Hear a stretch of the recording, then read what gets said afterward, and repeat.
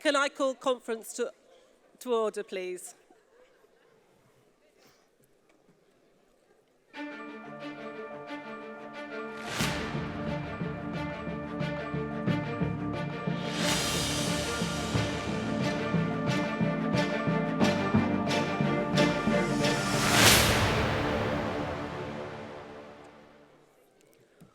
Welcome all of you to Brighton, and it looks a lot different from this side than it used to do sitting down there, but a very warm welcome.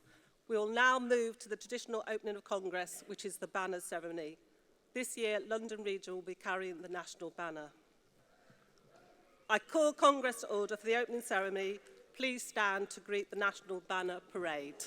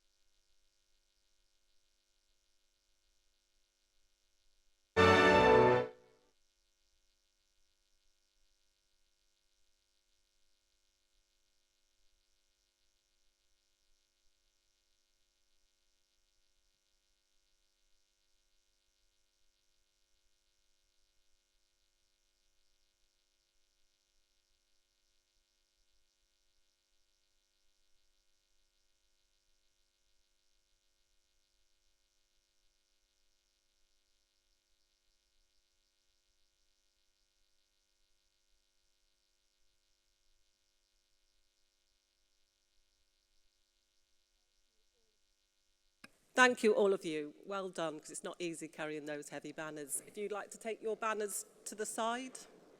Thank you.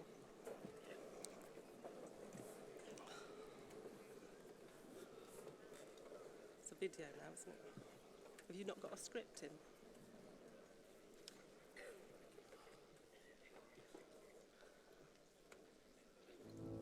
For 130 years, GMB has been fighting for working people from all walks of life, from every corner of the country. From our beginnings at the end of the 19th century, campaigning for the 8-hour day, GMB proved we can win lasting change for working people.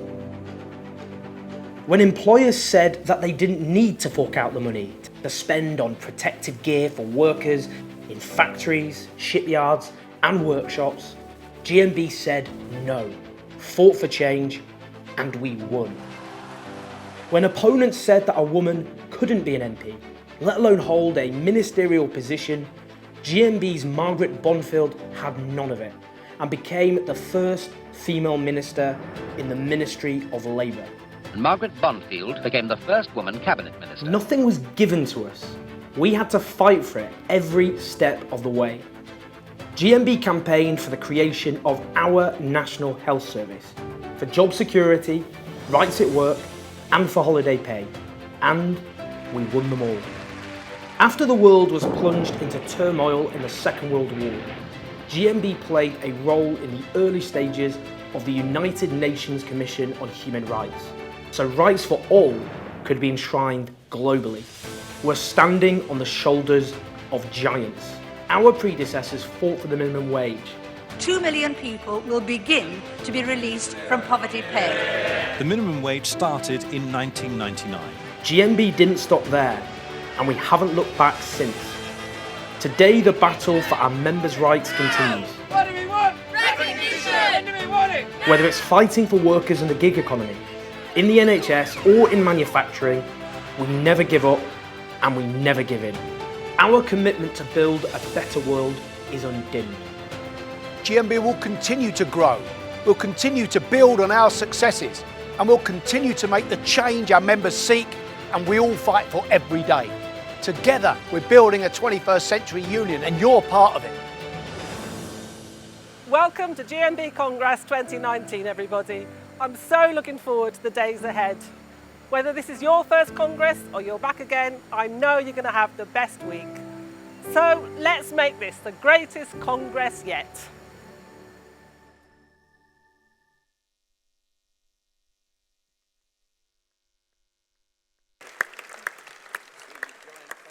I know, seeing your giant face on the screen is not good. Can I just say thank you to Jack? He's off script now. Can I just say thank you to Jack from the comms team, because finding that footage, archive footage, was excellent. Congress. I hope you all had good journeys down here. I know when you arrived, the weather was gloomy, but I'd like to wish you a very warm welcome to Brighton, and thank you for your warm wishes to me as my first chair. This week I'll be joined on the platform by June Minery, who has been nominated to help chair this Congress. Unfortunately, our Vice President Malcolm Sage, who did such a sterling job in the chair last year, was unable to join us this time.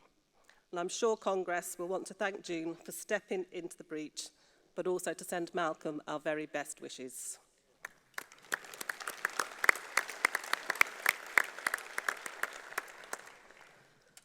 On the platform, I also have Tim Roach, our General Secretary, Anna Barnes, Mel Barnett, Sarah, Mel Barnett, sorry, from National Office, and Lisa Johnson, to help ensure the smooth running of Congress and to make sure that I'm on track. I just have a small number of housekeeping announcements. Please can you ensure that you have your credentials on you and visible at all times, so your delegate's badge, and this is important for security. Can you also ensure that mobile phones are switched off or on silent? And I will be still maintaining the Mary Turner tradition that if your phone goes off, there will be a £5 fine for a charity. So,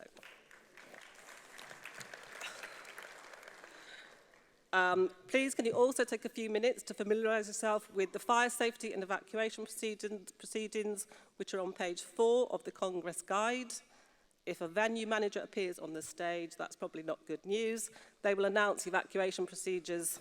Please listen carefully if that happens. There is a prayer room located in Office 7 on the 3rd floor behind the stage, which is available for anyone who wishes to use it. Congress, could I express a warm welcome to delegates and visitors, especially to first-time delegates. If you are due to speak, please show your credentials to your colleagues at the front desk. in the front before rostrum so that your name can be shown on the screen. Please also say your name and your region and mention if you are a first-time speaker. This is helpful for our verbatim record, but you'll also get a good round of applause. I'd also like to extend our welcome and thanks to the shorthand writers, Phyllis Hilda and Michael Thea, who every year do an outstanding job of recording the proceedings of Congress. And thanks also to Gary Mazier and everyone else at T5 Event Media, who produce the set, make the lighting, sound and sets for fringe meetings run like clockwork. They are the unsung heroes of Congress. We couldn't do without them. Gary, wherever you are, thank you. We have not received any request for signers this year, but if you require any assistance, please go to the information desk. Please note a handrail has been installed on the side access to the stage for anyone who requires it or wishes to make use of it. And may I remind delegates that the proceedings of Congress are broadcast live on the internet, so please refrain from using any inappropriate language. And please can I ask you also to avoid any personal attacks on members of staff or anyone really who do not have the right of reply at Congress. And just a word of advice and warning, there are no designated smoking areas outside the Brighton Centre. There are council bins with ashtrays and the council will fine anyone who is seen dropping a butt on the pavement, so please be careful. Congress, the point has been made that in 2017, this body passed Motion 11, titled Don't Buy the Sun Rag. The real truth, I'm happy to confirm that Brighton Conference Centre is a Sun newspaper-free zone at Congress, and let's keep it that way.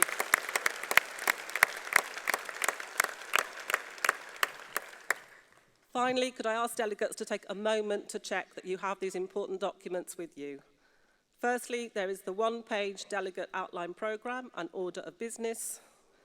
This gives you an overview of the order of business for the week, though changes may be necessary from time to time as Congress business progresses. The order of motions is not expected to change, and this year the order of business document is presented as one continuous document. If any changes to the programme are expected, then I will try to give you a warning in advance. Next, you have the income and expenditure report. These are the annual accounts. And lastly, you have the final agenda and Congress guide. This document provides information on motions and other business, and please do take time to read it carefully. And then we come to the sad part of Congress. I now call on Congress to stand in silence as a mark of respect for departed GMB colleagues. Names will be shown on the screen, and a copy of the obituary list is on page 6 of the Congress Guide. We remember all the members we have lost, but I wanted to say something about Gary Doolan, who have touched the lives of so many people as an activist, officer, councillor, family man, and friend to many people in this hall. He was a true hero of the Labour movement. Gary, you're gone, but not forgotten. Thank you.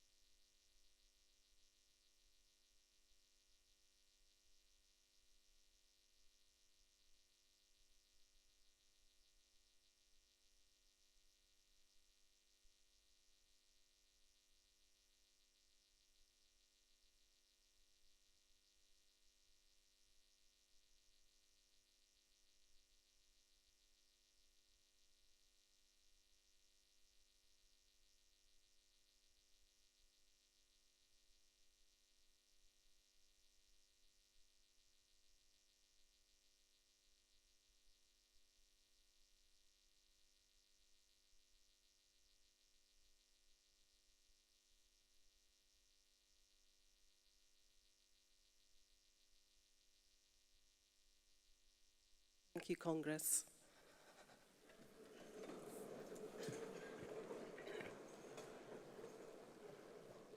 It's only fitting that we pay tribute to all those people who've gone before us. And if any family and friends are watching, then our deepest sympathies go out to you. I'm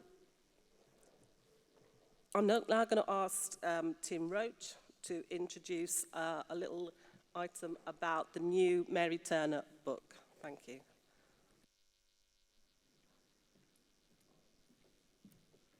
Good morning, conference. Lovely to see you all. Can I ask Barbara Benham and Lisa Fulwell to come up and join me, please?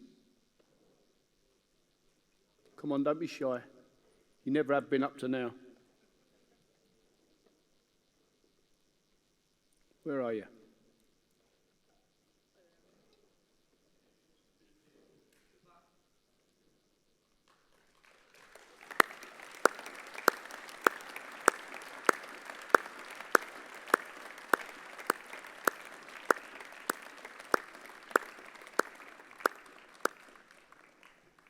These are two of the most modest people I've ever met in my life, and I don't think they realised this was going to happen. But London Region have commissioned a book about our Mary Turner, our wonderful national president who passed away just a couple of years ago, and yet whose memory and whose thoughts and whose ethics, whose very ethos will burn brightly through this Congress the whole of this week. Barbara knows what big shoes she has to fill and is very capable of filling them. But London Region commissioned this book, and it was right that I bring up on the stage as well Barbara Benham, Mary's partner in crime, and Lisa Fulwell, the closest family representative of them all. So please go and have a look. The book is on sale at one of the exhibition stalls. Pat Kenny's there staffing it. Please go and have a look. It's a brilliant book. It's as cheap as chips. Buy as many as you can. Take them back to your branches, and let's celebrate and honour Mary in the way that she thoroughly deserved. Thank you, Congress.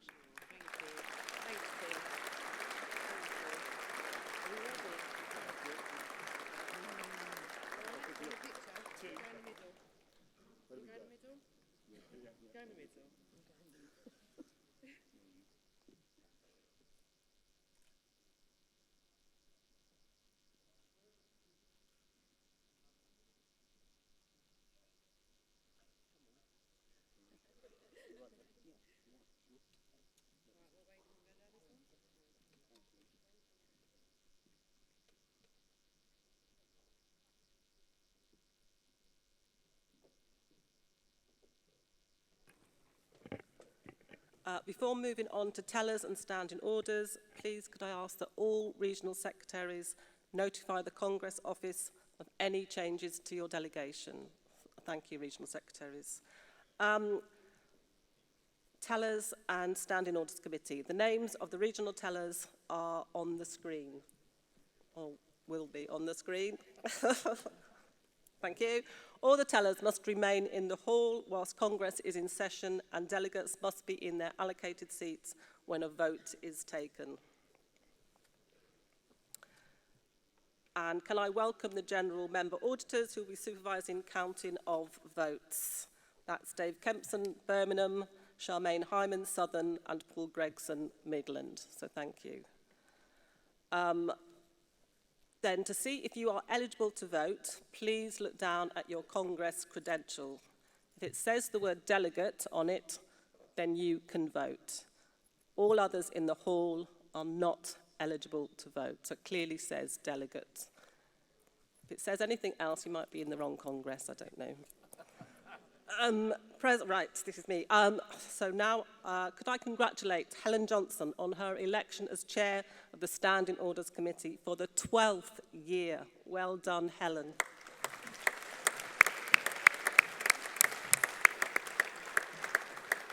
And Congress, the names of members of the Standing Orders Committee are on page 26 of your final agenda. And thank you to those people who volunteer to be standing orders, because you get locked away in a little room all week.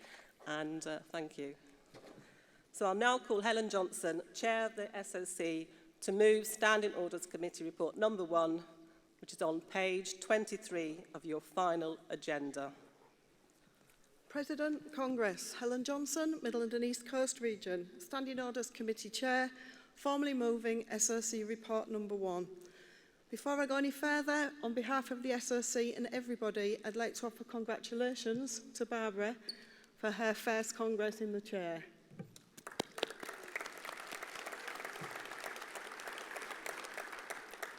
Congress. You'll find a copy, as Barbara's already said, of this report, number 1, and the final agenda starting on page 23. I formally move adoption of that report, and in doing so, would colleagues please note the long-standing guidelines for Congress business on page 18 of that same agenda. This will help all of you, but particularly the new delegates, in understanding the procedures and guidelines that the President and the SOC work to. A copy of the SOC report will be issued to delegates later today, and any further reports will be issued in the course of the week. I hope this will assist everyone in being able to keep track of the decisions, such as those on withdrawn motions. Withdrawn motions. The SOC has been informed that the following motions and rule amendments have been withdrawn. Motion 11, transparency in the final agenda, standing in the name of London Region. Motion 77, unpaid volunteer workers, standing in the name of Wales and South West Region. Motion 78, unpaid work experience, new contribution rate, standing in the name of Wales and South West Region. Motion 132, supported employment, standing in the name of Yorkshire and North Derbyshire Region. And Motion 260, sales tax not rates tax, standing in the name of Birmingham and West Midlands Region. Rule amendments, Rule 466, standing in the name of Midland and East Coast Region, and Rule Amendment 476, standing in the name of Wales and North West Region, have been withdrawn, and the following rule amendments, all standing in the name of London Region. These are Rule Amendment 446, 477, 478, 479, 480, 481, 483, and 488. Would Congress delegates please note that if any further motions are to be withdrawn during the week, you must advise your regional secretary, who will then in turn inform the SOC. Agreed composite motions. The SOC would like to thank the delegates and their regional secretaries in agreeing the 20 composite motions that also appear in your final agenda, starting at page 20. As delegates will be aware, Congress 2018 carried Motion 8 about speakers on motions, so that for any motion that remains unopposed, the speaker on the motion will be limited to the mover and the seconder. This will apply to all standalone motions and composite motions where up to 2 regions are involved. There are 2 agreed composites where there are more than 2 regions involved. These 2 are Composite 7, menopause policies, involving London, GMB Scotland and Southern, and Composite 17, the gas industry, involving London, Northern and Southern. The SOC recognises that in agreeing these composites, regions will have given up the ability to move and second their own motion as a standalone. So in the interest of fairness and having regard to Motion 8 carried last year, the SOC recommends that each of the regions involved in these 2 agreed composites should still have the opportunity to speak to the composite motion if they so wish. This is even if there is no opposition to the moving and seconding speeches. Existing policy motions. Congress, in accordance with Congress decisions adopted since 2008, the SOC is recommending that motions which are existing policy are endorsed by Congress without the need for debate, following advice from the CEC on the particular motions in question. The existing policy motions are listed in SOC Report number 1 at page 148 of your final agenda. You may also find it helpful to refer to the detailed report from the CEC, which is at page 144 of your final agenda. The letters EP also appear at the side of each motion in the final agenda. Emergency motions. The SOC has accepted an emergency motion as being in order for debate. This will be Emergency Motion 1, violent collapse of the banana sector in Cameroon, standing in the name of London Region. The SOC is recommending that this be heard in the international section on Thursday afternoon. Motions and rule amendments out of order. Congress, the SOC has ruled that the following motions and rule amendments are out of order for debate. Motion 4, section conferences. The motion calls for section conferences to be part of Congress so that they are not standalone. The motion is in conflict with Rule A3(2), which provides that section conferences will be held every year at a time and location approved by the Central Executive Council. Rule A3(2) was amended to this effect by the CEC Rule Amendment 14, carried by Congress in 2018. Motion 6, substitutes for Congress. The motion calls for branches to be able to nominate a substitute for election to Congress delegates in the event that the elected delegate is unable to attend to represent the branch. This is in conflict with Rule 8.5, whereby if an elected delegate is unable to attend, the highest loser in the election should fill the vacancy. Motion 15, full democracy. The motion calls for the length of Congress not to be shortened, and that if there are any changes to the dates of Congress, then all members need to be communicated and consulted on in points 4 and 5 of the motion. This is in conflict with Rule 8.2, which provides that the ordinary Congress will be held every year on dates decided by the Central Executive Council. Motion 36, retired member's seat on the CEC. The motion calls for a place on the CEC for a retired member seat with full voting rights. This would require amendments to 11 and 20, to Rules 11 and 20. Rule Amendment 444. The Rule Amendment proposes to add an additional category of retired members to those delegates to Congress under Rule 8. This would create a conflict with Rule 18, which provides that Congress delegates must pay full contributions, and under Rule 47A, retired life members are able to stop paying contributions in specified circumstances. Rule Amendments 489, 490 and 491. These three rule amendments all propose a new rule for a consultation to take place in order to bring forward a rule change at 2021 Congress on a new young member structure. The wording of the amendment is not appropriate for the rule book. There are further drafting issues in that Rule Amendment 490 would leave the rule book deficient in that it proposes to amend the rule book by inserting Rule 67 and 66 when Rule 66 already exists and deals with transfers of engagements. Rule Amendment 491 proposes to amend the rule book by inserting Rule 67, a new rule, and if adopted, this is what would be inserted in the rule book. President, Congress, I formally move adoption of SOC Report Number 1.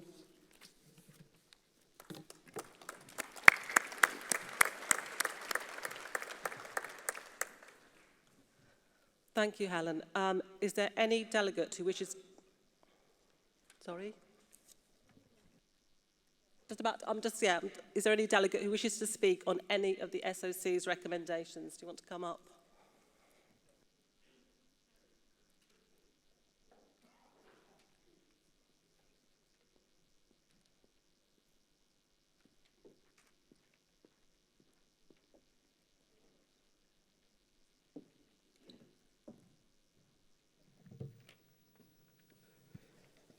Morning, Congress. President, Conference, Fevzi London Region rising to challenge the SOC decision to rule motion 15 as out of order. The basis of our challenge is essentially that we have not been provided with the full response to the Congress 2018 review.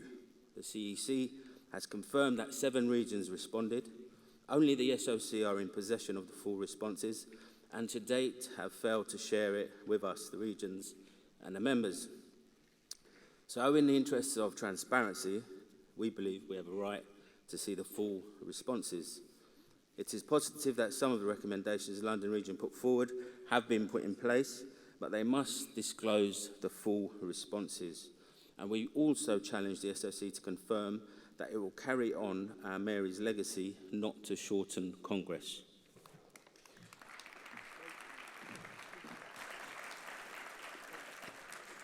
Thank you. Are there any other delegates? Okay.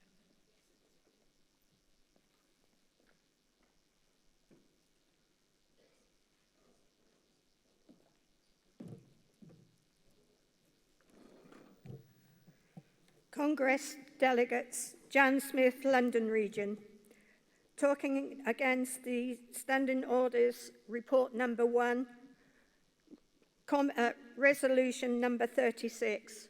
Congress, this is no surprise to me, and I said at the last time I brought this up, as long as I've got breath in my body, I will fight this, and fight this I will. What I am going to say is it appears that the goalposts keep moving. And I mean that keep moving, and for the reasons being, at one time it was, and it was exactly the same at the pre-Congress meeting, we have representatives of the National RMA sitting on the CEC. But those delegates do not sit there as an RMA member. Now the goalposts have changed again, and this time it's got to be a rule amendment. So what's the change going to be the next time I put this in?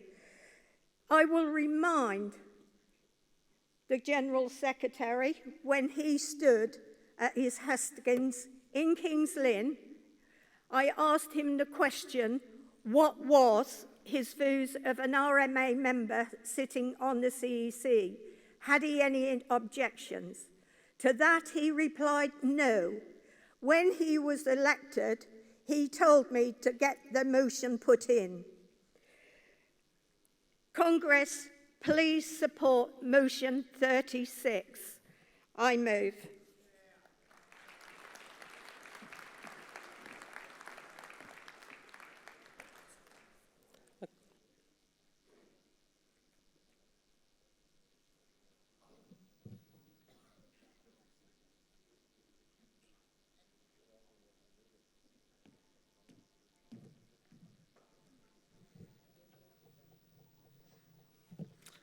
President, Congress, I'm Gordon Cullum, London Region, first-time delegate and speaker. Thank you very much.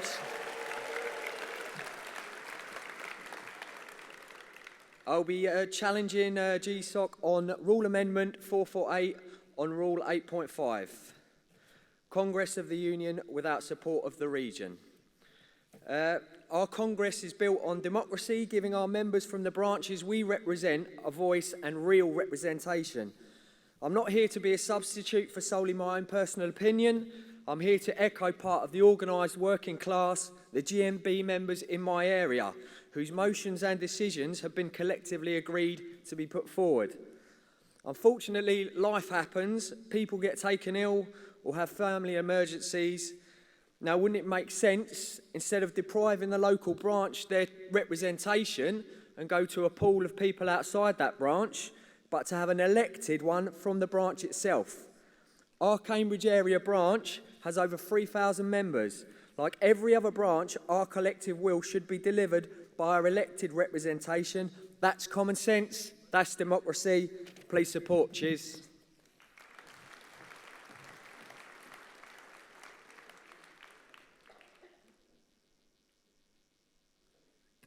If there are no more delegates wishing to speak against the SOC, then can I ask Helen to reply?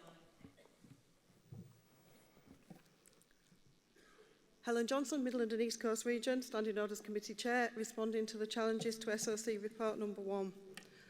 Congress, before I give you an answer to these, I'd just like to remind everyone here that when the SOC looks at motions, we don't consider the content. It's not about the subject, it's about whether it is within rule, whether it is within the submission guidelines. Okay, so on the response to the challenge to motion 6, it's simply been ruled out of order because it is against the current rule book. Motion 15, ruled out of order because there are 2 points in the motion that conflict with the rule book. And motion 36 would require changes to 2 rules which have not been submitted. I move SOC report number 1. Thank you. Because there's been challenges, I now have to take separate votes on the challenges and the reference back, so putting the motions back into the agenda. So motion 6. The CEC are asking delegates to vote against to rule reference back proposals, but I will take a vote on each one. So on motion 6, can I see all those in favour of the reference back? That means putting that back into the agenda. All those in favour? All those against? Hands up, please. All those against? Then that's lost. Yeah, that challenge. On motion 15, can I see all those in favour of supporting the challenge to put it back into the agenda? All those in favour of the challenge? Put your hand up. All those against? Put your hand up. Thank you. That's lost as well. On motion 36, all those supporting the challenge or the reference back, can I see all those in favour? Put your hands up, please. All those against? That's lost as well. Thank you. And on Rule Amendment 448, that wasn't even in the standing orders, so that's just not, yeah, that's... Now have to put the rest of the Standing Orders Committee report to Congress, so I'll take a vote. All those in favour of the Standing Orders Committee report number 1, please raise your hands. All those against Standing Order Committee? Thank you, that's carried.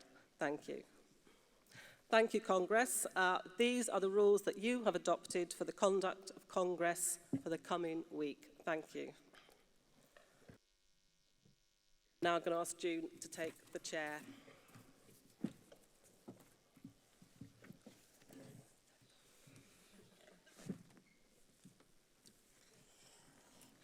It gives me great pleasure to call on our President, Barbara Plant, to give her first address to Congress.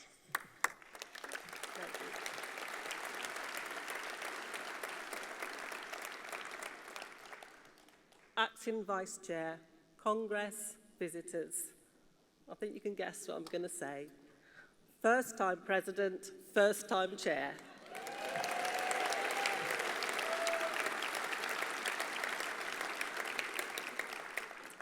This time last year, I stood before Congress as your newly elected National President.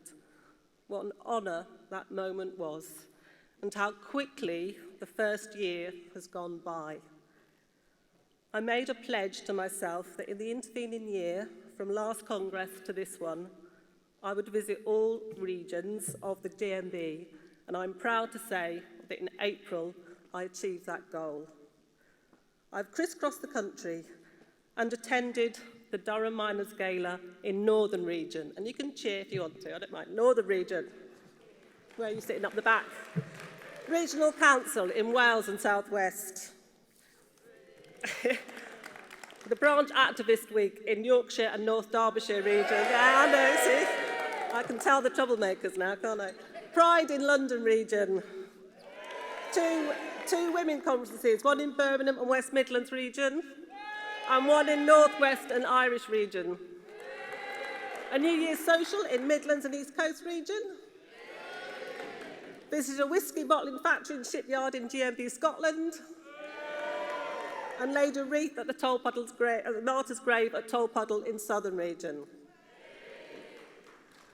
They are only a few of the events that I've managed to get to, and how well I now know the rail network and the complexities of its ticket pricing.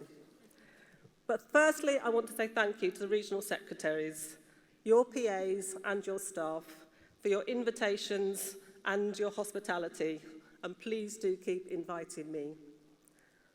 But above all, I want to thank you, the members, for your welcome, your warmth and your support.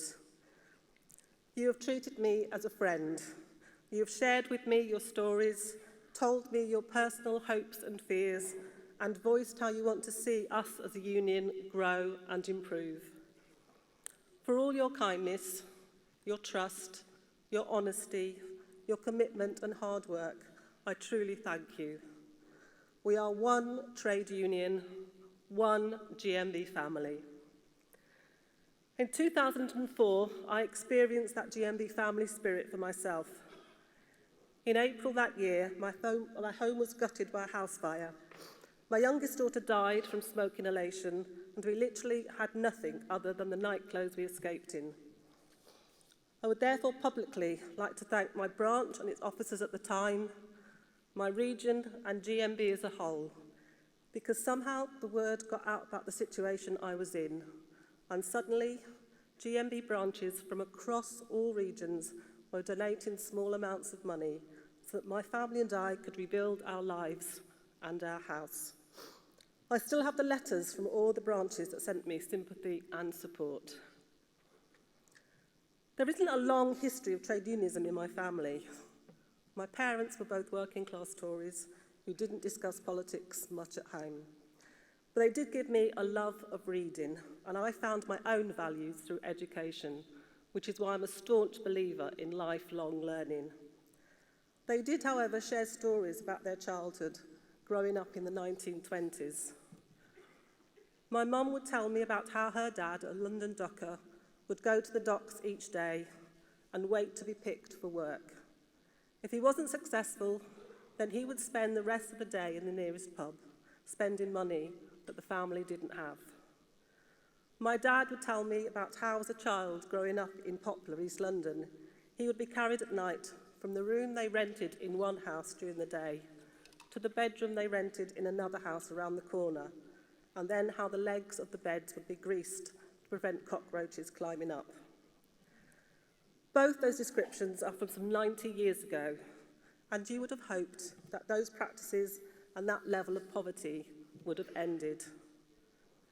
Yet the casual practice at the docks sounds very much like the present-day zero-hour contract, and the living conditions that my dad experienced are still here today, with bad housing, high rents, and rising levels of homelessness. Poverty is still with us, whether we describe it as food poverty, pensioner poverty, in-work poverty, period poverty, benefit poverty, child poverty. Regardless of what adjective you put in front of it, poverty is poverty. And as a rich, developed country, we should be ashamed. But we know who is to blame for creating this growing unequal society, because cuts and austerity are a political choice. A recent report by a leading UN expert on poverty and human rights lawyer, Professor Philip Alston, has compared Conservative welfare policies to the creation of 19th century workhouses. He warns that unless austerity is ended, the UK's poorest face lives that are still solitary, poor, nasty, brutish, and short. What a sad comment on our society that is. But as trade unionists, we know it to be true. We see it every day in the work that we do, supporting and fighting for our members against redundancies, low wages, and poor terms and conditions. 14 million people in the UK are living in poverty, and local authorities have seen a 49% real terms reduction in funding from 2011 to 2018. 16% of people over 65 live in relative poverty, and millions of those in work are dependent upon food banks and various forms of charity to cope. Although the Tories talk about rising employment, it is predicted that 40% of children will be living in poverty 2 years from now. And austerity and cuts take their toll. Both physical and mental health are impacted, which in turn puts more strain on an underfunded health service. Only last week, a study by the Institute for Public Policy Research found that 130,000 deaths in the UK since 2011 could have been prevented if there had not been austerity cuts, preventing improvements in public health policy. Austerity is not only cold-hearted and uncaring, it's a cruel approach to people's lives, and it punishes people in the most severe way. Earlier this year, we read about the story of Stephen Smith, who died after he was deemed fit to work and told to visit a job centre once a week. despite having multiple debilitating illnesses. Behind all the statistics, there are real people, loved and missed, and there are many such stories out there.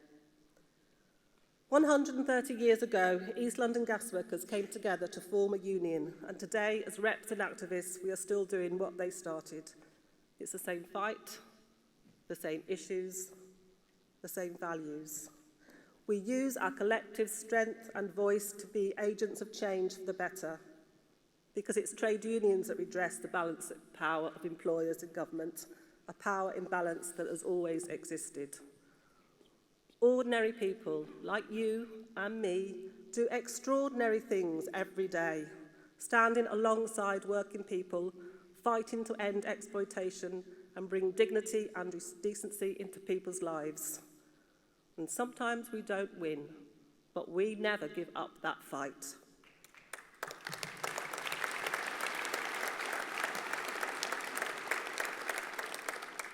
This week at Congress, we will hear debates around many issues that affect people's daily lives, and I look forward to hearing your passion and commitment.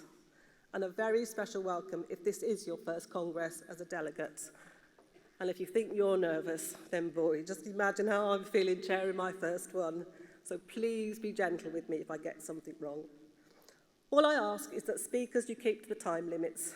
And Malcolm and I did think about installing a trapdoor so we could just pull a lever, but we thought that might be a bit harsh. But as someone who got the red light in my first speech and know how it feels to be caught like a rabbit in headlights, my one bit of advice is to make sure that you have timed your speech before you come to the rostrum. And Malcolm, if you are watching, I'm sorry you can't be here with us this week, but we all send you and Lynn our very best wishes. And I personally thank you for your support and guidance over this past year.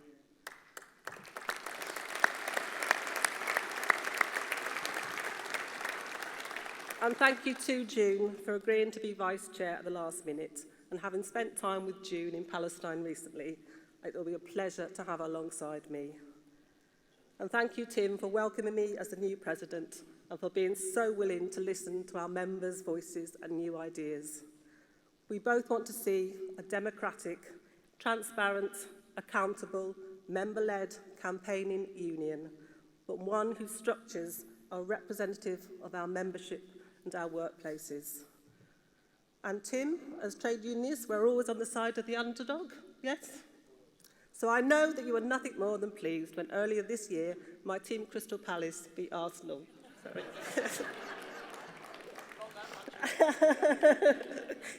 But I would like to finish by quoting a small part of a poem by Joe Solo that I heard at Wakefield at the Banners Held High event. And don't worry, I'm not going to attempt to do a Yorkshire accent. Our banner ceremony is always a moving part of Congress. And this poem puts into words what our banners represent. An old man is explaining to a group of young boys why a banner is more than just a rag and two poles, and how they have been carried on marches and demos for hundreds of years. And he says to the boys, "This struggle is not only theirs, boys, it's yours. It beats in your hearts, it runs through your veins. It's a yearning for justice to be rid of these chains. It's a burning defiance that's locked in your soul, and it's raised up as that there, a rag and two poles. When we're dead and gone, they'll be marching here still, because we're part of something that power can't kill. We are the spirit that will never die, and that's why we march here with banners held high." The end of Congress, I know that you will go back and continue to do what we have always done: educate, agitate, organise. To be your president is a real privilege. Thank you.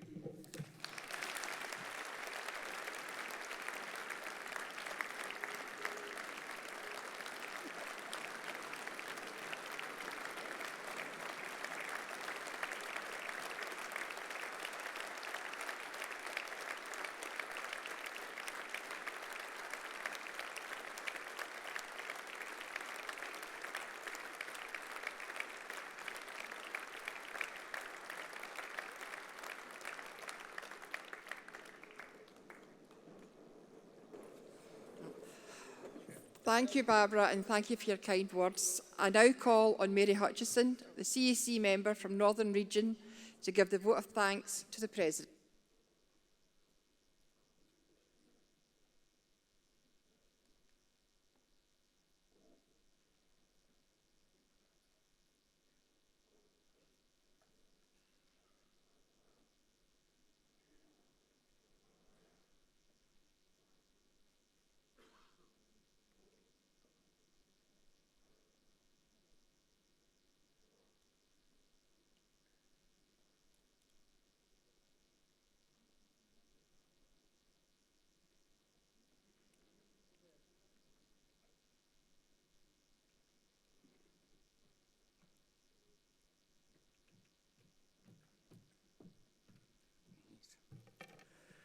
Congress, President, Mary Hutchinson, Northern Region.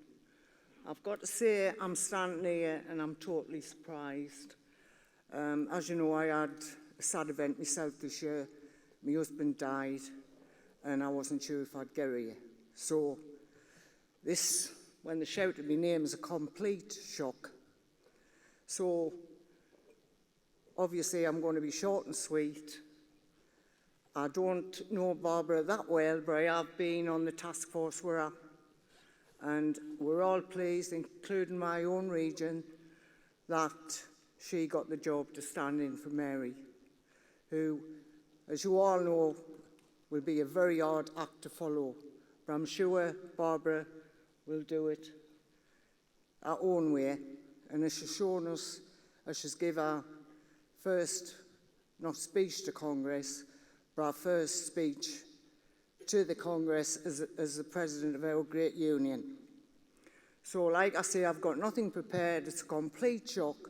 So I can only wish Barbara well in her first Congress, and long may she reign. Thank you very much, Barbara. Thank you.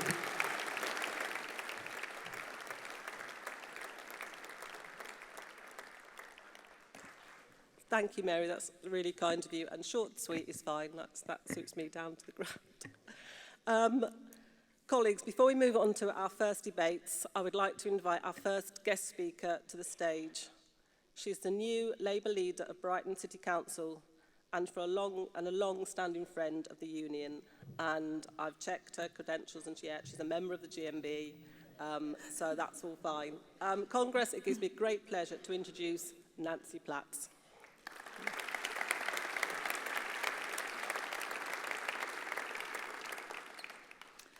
Congress President, welcome to the People's Republic of Brighton and Hove. Thank you for inviting me to open your conference today. I'm very proud to be here as a GMB councillor and leader of Brighton and Hove City Council. We've had quite a journey together over the last few years, and I owe you a debt of gratitude.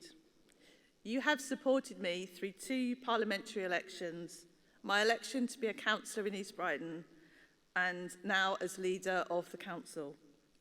And we have shared some moments. Paul Maloney, Southern Regional Secretary, will recall the occasion when the GMB were my lines. By the time I got there, my nerves were jangling at the thought of speaking in front of thousands of people. I walked up to the platform, which was a flatbed truck parked in front of a steep grassy bank at the edge of the park. But people blocked my way and refused me access to the ladder up the platform because they said my name was not on the list of speakers. Some people might have accepted it and walked away, but my nerves turned to anger. Paul came over and asked me what was wrong. "They won't let me speak," I said. "We'll see about that," he said. "Give me your hand." And with that, he hauled me up the grassy bank and physically lifted me onto the back of the flatbed truck. I looked at the MC with the mic and said, "Well, I'm here now, so you might as well let me speak, because I'm not getting down until I have." Congress, nothing stops a GMB sister from speaking out, especially when they've got Paul Maloney behind them.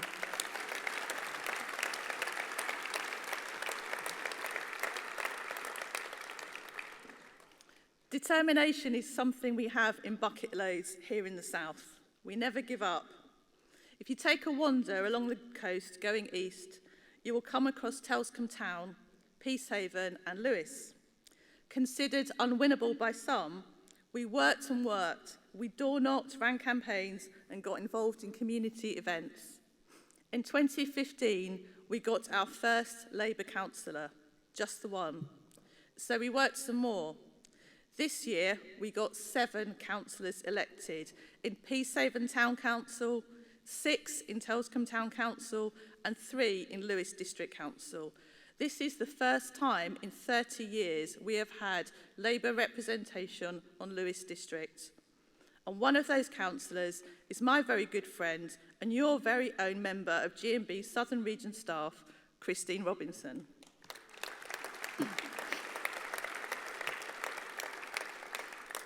And on Brighton and Hove City Council, I'm delighted to be in the company of several GMB councillors, including your former GMB rep, Amanda Jane Grimshaw. Congress, we've already run many campaigns together. One of the most recent being a campaign to stop unpaid trial shifts. An unpaid trial shift is when someone is asked to work for free to see if they're good enough to do the job. This mainly affects young people looking for part-time work in the hospitality industry, an industry that forms a major part of our local economy. Congress, I don't think anyone should be asked to work for free, especially when they're looking for paid work, so I was proud to work with the GMB and support young people to end this unfair and exploitative practice. Many people told us that they are used as free labour during busy times, such as weekends, on celebratory days such as St Patrick's Day or Mother's Day. They said they work hard and they go home waiting to hear if they'll be offered a job, but no one contacts them afterwards. This is because, in reality, no job exists. Our campaign together has forced government to clarify policy, and people can now report an unpaid trial shift direct to HMRC through our website, nounpaid.com. I'm pleased to tell you that we've many good employers too, and they are listed on our nounpaid.com website. So please do check that out and spend your money in those outlets where they treat staff well. When young people ask me how we can stop such practices, I say join a trade union. And we have recruited new GMB members as a result of this campaign. Congress, we have much more to do. As a council, we have pledged to provide a minimum of 800 new council homes over the next 4 years.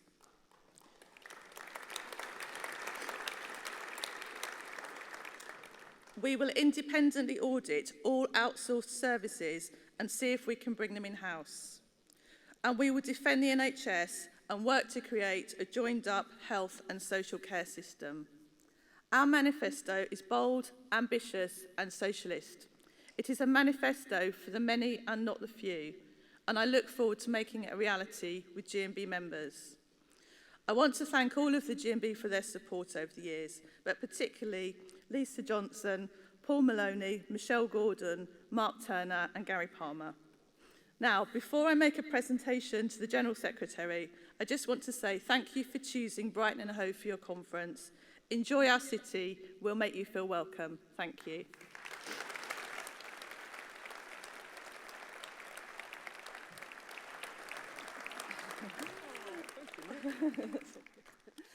So this T-shirt is for Whitehawk FC. It's a non-league football team which is sponsored by the GMB. Thank you very much. At least it's the right colour.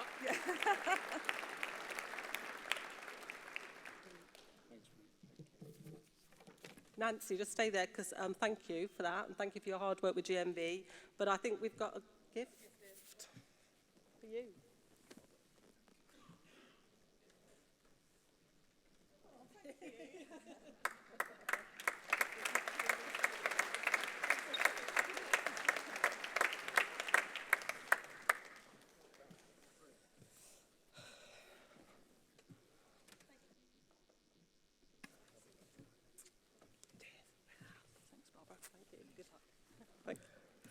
Okay, right, Congress, before we begin our first debate, I would like to explain a few points of procedure. And so please listen carefully, because, I'm listening as well, because I've got to work out what to do. Right, to save time, I will take motions in groups. Your session programme will show the groupings. If you are speaking on any of the motions, register at the desk in front before going to the chairs, to save time, so to make sure that you've registered and showed your GMB credentials. I will call movers and any seconders, and in line with motion 8 carried at Congress last year, I will not be calling for additional speakers on motions or rule amendments unless a delegate is speaking in opposition. The mover of a motion then has the right of reply if there is opposition, and I will call those speakers at the end of the group of motions. Congress, we have 2 composites where more than 2 regions are represented. For these debates, all regions represented will have an opportunity to speak. I will then call the CEC speaker to reply at the end of the group rather than deal with each motion individually. Where the CEC is supporting a motion, I will advise Congress. Where the CEC has any other positions, the CEC speaker will give the reasons for their decision. We will then move to a vote of all the motions in that group. And for the avoidance of doubt, I shall take the vote on each motion individually. I know that was quite a long explanation, but it will become clear as we go through. And finally, could I remind Congress that as you have voted in SOC report number 1, all existing policy motions are considered carried and will not be debated. So CEC rule amendments are on the final agenda, and the CEC is supporting all of these. So just before the CEC, can I ask that the movers and seconders of the next items of business please make yourselves ready. So that's for Rule Amendment 443, Rule Amendment 445, Rule Amendment 448, Rule Amendment 451. If you want to start making your way down.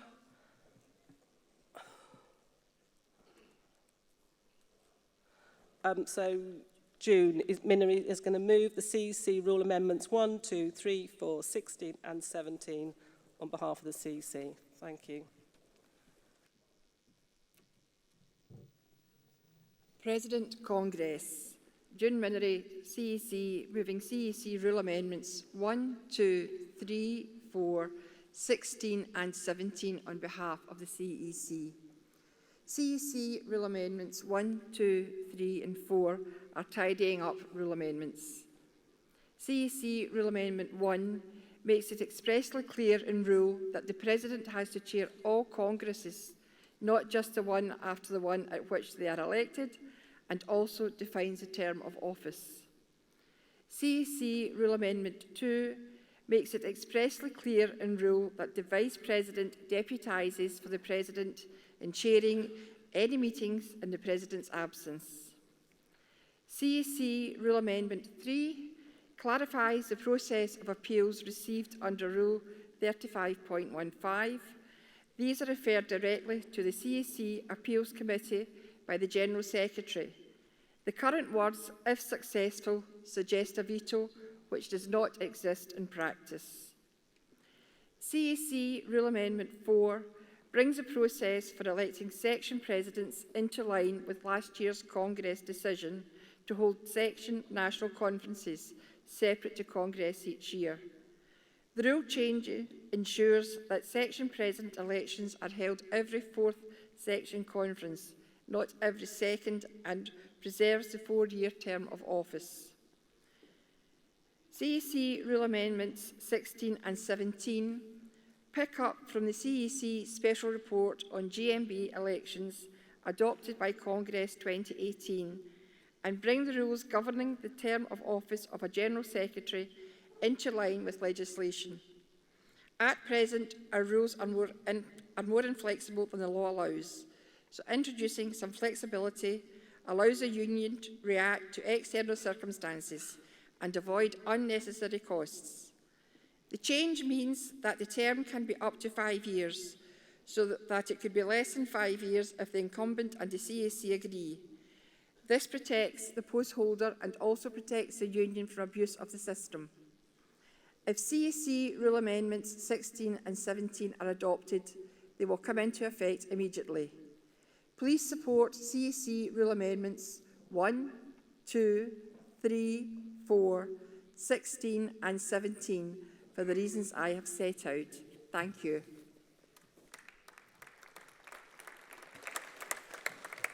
Thank you, June. Can I have a member of the CEC to formally second those rule amendments, please?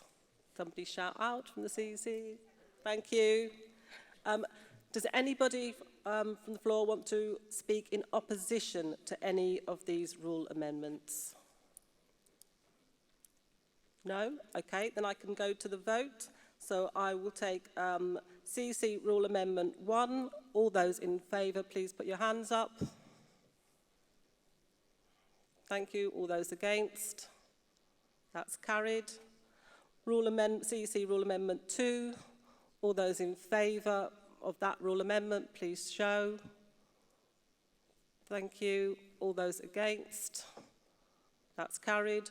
CEC Rule Amendment 3. All those in favour of that rule amendment, please show by hands. Thank you. And all those against? That's carried. CEC Rule Amendment 4. All those in favour, please show. Thank you. All those against? That's carried. CEC Rule Amendment 16. All those in favour, please show. Thank you. All those against? That's carried. And lastly, CEC Rule Amendment 17. All those in favour, please show. Thank you. All those against? Oh, that was nice and straightforward. I like those. Thank you. Right, we are now moving on to the first of the rule amendments. Could the movers and seconders, so for Rule Amendment 443, could I have the mover of Rule Amendment 443? Make sure you've shown your credentials, please, all of you.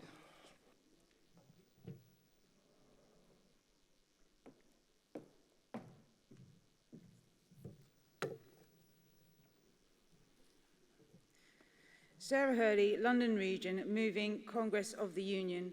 President, Congress. This rule amendment has happened because exactly what has happened over the last 2 years. Congress, I stood on this very stage last year and highlighted the importance of not shortening Congress because of the strain it put on delegates. But unfortunately, that motion was not supported. But after, I cannot count the number of delegates that approached me from all the regions and said they'd wish they voted the other way. So Congress, let me remind you what our General Secretary stated back in 2017, which was, I'm not going to speak for long, Congress, because you have been so cooperative in getting the Congress into 2.5 days, which ordinarily would have been 5. And no, that's not going to set precedents for the future, believe me, although I've heard the rumours. So taking this into account, you can imagine what I thought when I read and saw the response of the CEC, which was there's going to be no doubt in the future occasions when it will be in the interest of the Union, delegates or members generally, and that Congress is shortened. This has twice happened this century because of a general election, but could equally be because of bad weather, transport problems, or other industrial or political emergencies. If this rule passes, neither Congress or the CEC would be able to act in these circumstances. Well, after hearing that, it was clear that the CEC need to be reminded that this Congress for many years has run absolutely fine, regardless of the weather, transport systems, and if there was another general election, that our members have already proven that they are more than happy to support. The last 2 years has proven, though, that this Congress cannot and should not ever be cut. We cannot allow the CEC to take away our democracy and our voice. I move. Thank you, Sarah. Seconder.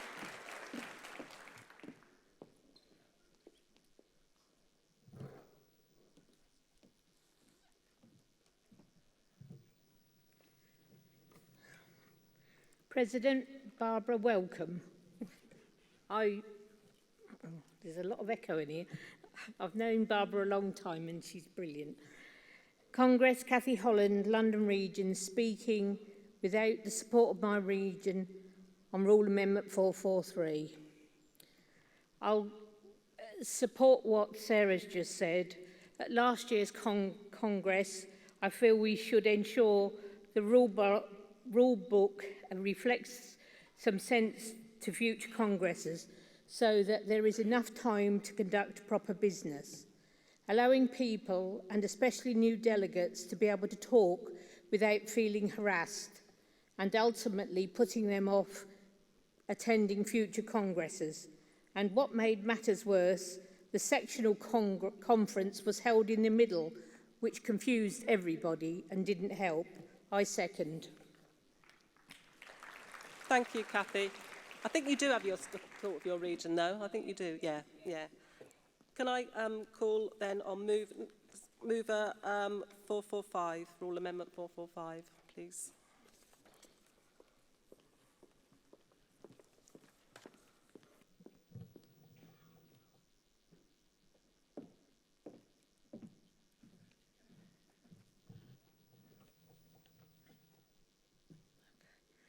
President Congress, Cathy Hanlon, London Region, moving Rule Amendment 445. First time delegate, first time speaker.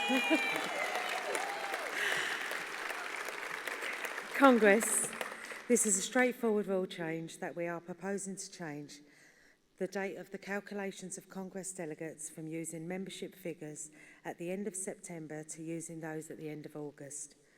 What happens now is that National Office wait until the end of September to see what membership figures, then send the region paperwork early in October, and regions send these to branches who normally receive them in mid-October. By adopting our rule change and using August figures, National Office will be in the position to start a whole new administration process earlier in the month. Congress, I'm a branch convener and administrator, and the rule book says that we should hold our branch meetings at least once every quarter. At the moment, we have to wait until the fourth quarter, normally mid-December, to meet branch members to discuss Congress arrangements, nominate and think of motions. This section conferences now every year, and what time the branch plans. There is already a lot happening in the last quarter. We would normally wait till mid-September to hold our third quarter branch meeting due to holidays. So by adopting our rule change, we will already have Congress paperwork earlier in the month and can start discussions on Congress nominations and motions sooner. We could then have another Congress meeting mid-October to look at progress and make sure we engage with all our members. This makes a lot of sense to us, and in fact, 2 of our branches have the same idea, and we have withdrawn the identical rule change. Please support our rule amendment. Well done, thank you. Seconder.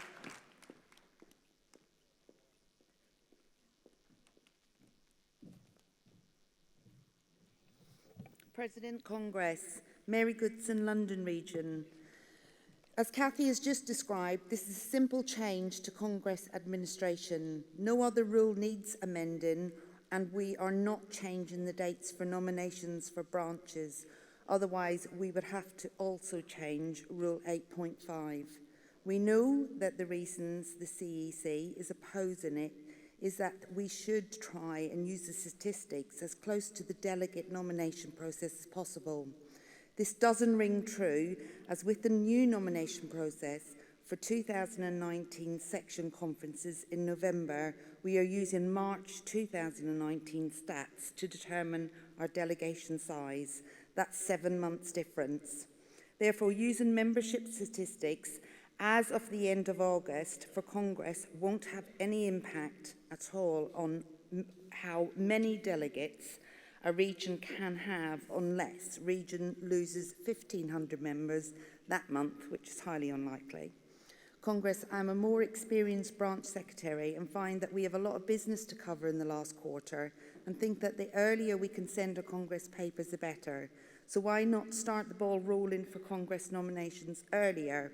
That way we will have longer to engage with our branch members and chase them up and really focus on Congress rather than hurry at the end of the year. Please support our rule amendment. Thank you, Mary. Mover for Rule Amendment 448, please.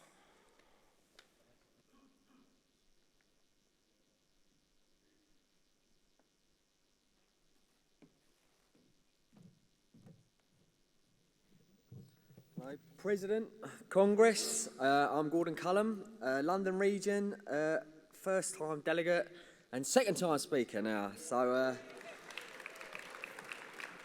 I'll be challenging the SOC on Rule Amendment 448 on Rule 8.5.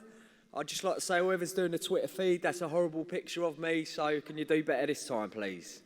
Right, anyway, I'd just like to say, I'm not going to read the same speech again, it's quite simple, that if a delegate from a branch pulls out in between to coming from Congress, all I'm asking, and our branch is asking, that the delegate be chosen from that specific branch and not from another pool of elected people that can't speak for their branch on motions. So that's all I'm going to say, and I'm speaking without support of our region, but that's the motion we've got put forward and that I'd like to put forward. Thank you very much. Seconder. Is there a seconder for Rule Amendment 448? No? Then it falls. Then I'm sorry, if there's no seconder, that motion falls. Sorry? Formally seconding it. Okay, thank you. Rule Amendment 451. Mover, please.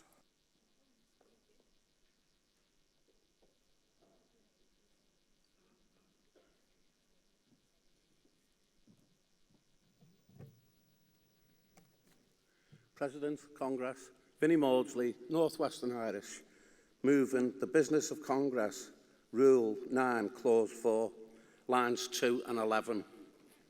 Line 2, after ordinary Congress, insert any branch may submit up to 3 motions under this rule. The reason for this, if there was any more, 3 motions would be roughly 2,500 motions. The second one is line 11, after clause 3 above, which is all in the books you've got, insert any branch may submit up to 2 rule amendment proposals under this rule. Rule 2 amendments relate to separate issues. If a rule amendment encompasses more than 2 rules, that is acceptable as one issue. I move. Thank you. Seconder to that motion, please. Formally, thank you. Yep. Are there any delegates who wish to oppose any of these rule amendments?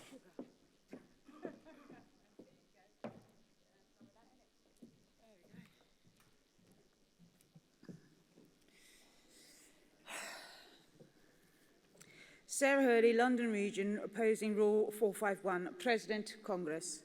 It is with sadness that we find this on the agenda and supported by our CEC. Congress 2015 agreed to widen the democracy of our great union, and the North West region spoke passionately in support of raising the engagement with our branches.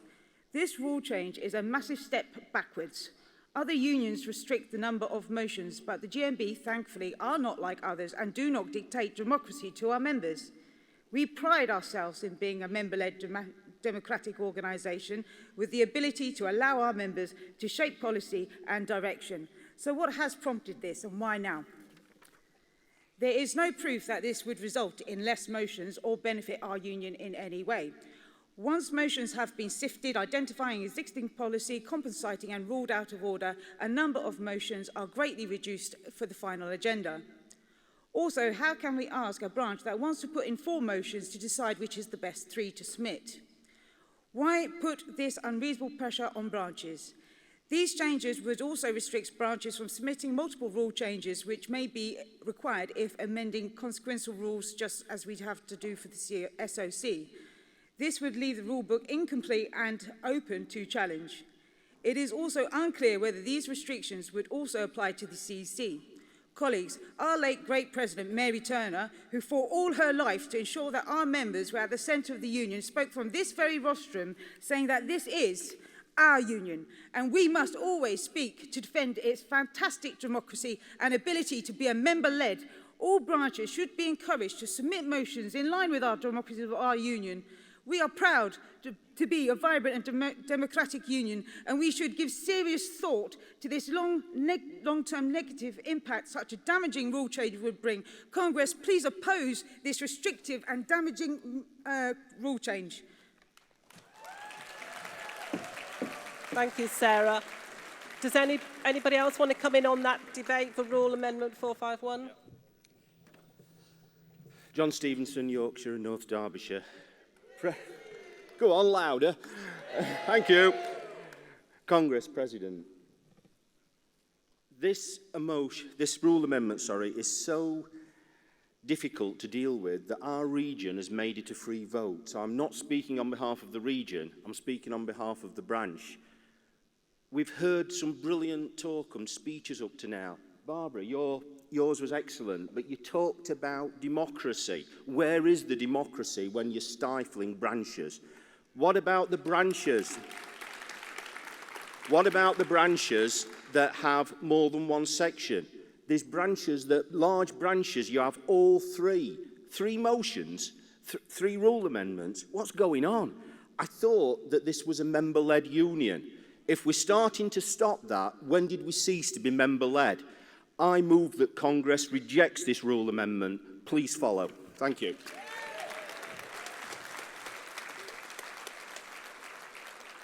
Anybody else on that debate? If not, would the mover of that rule amendment like to have the right of reply?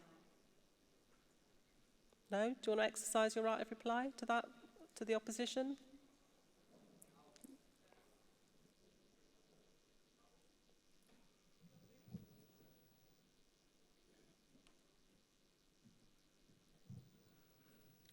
Vinnie Maudsley, North Western Irish. My reply to that is this was done so that all members could attend Congress without it being too long. And if we're going through 2,500 motions, would we get through Congress? That's all I have to say. Thank you. Are there any other delegates who wish to come in on these rule amendments? No? If not, then can I ask Cathy Abubakar of the CEC to respond on behalf of the CEC?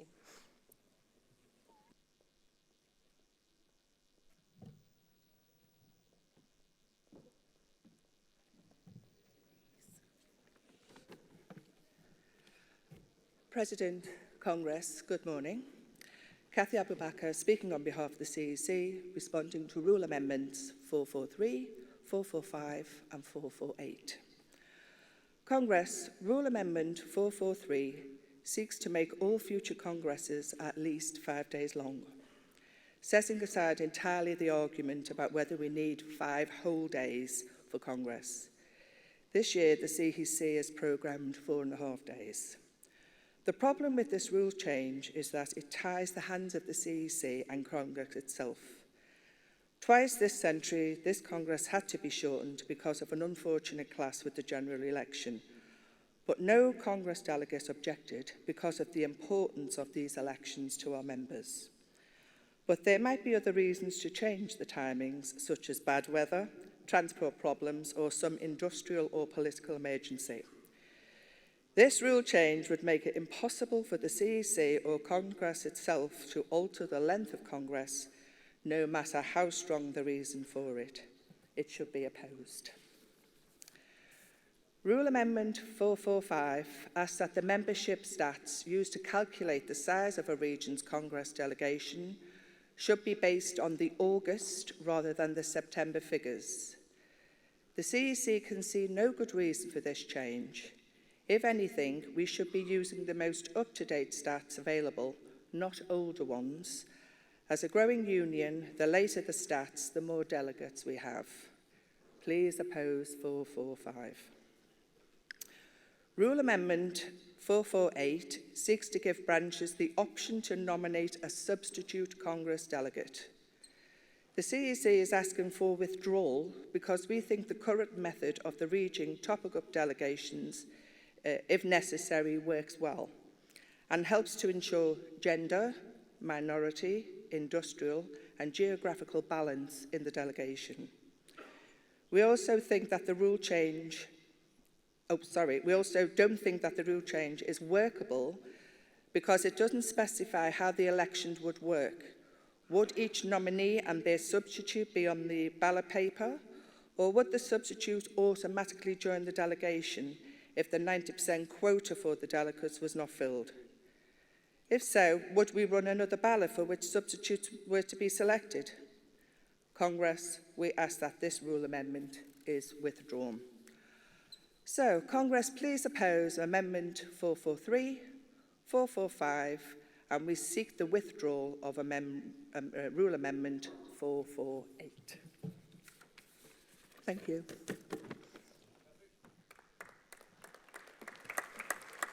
Thank you, Cathy. So I now move to the vote on those rule amendments, but I need to ask, does London agree to withdraw Rule Amendment 448?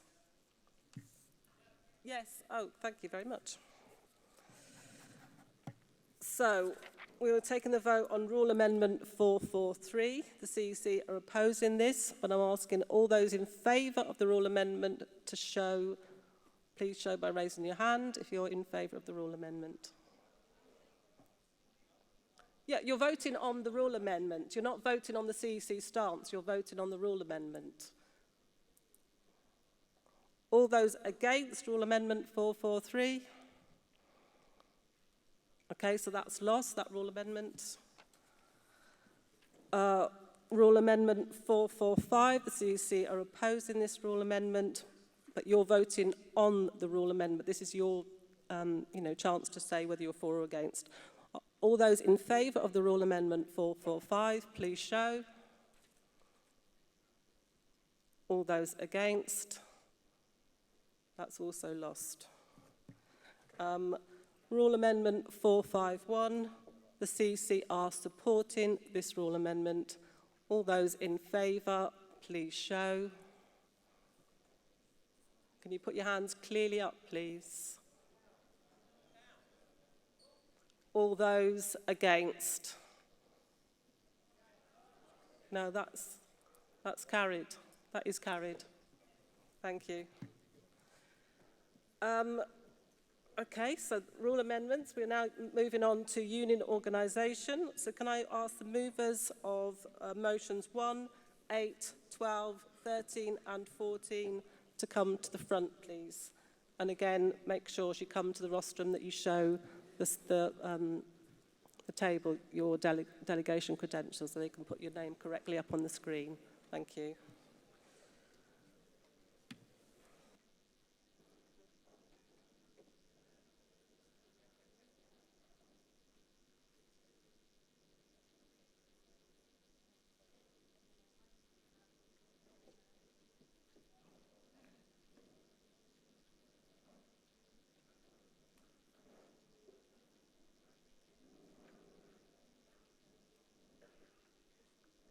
The mover of motion 1 is at the front. Would I like to come to the rostrum?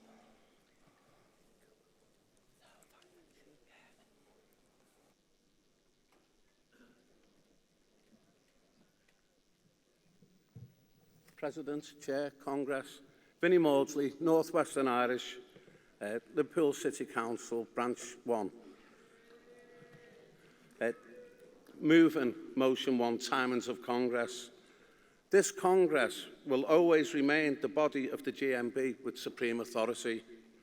We need to ensure that the contents of motions are always relevant to building and the growth of our union and to the social and well-being and welfare of our members.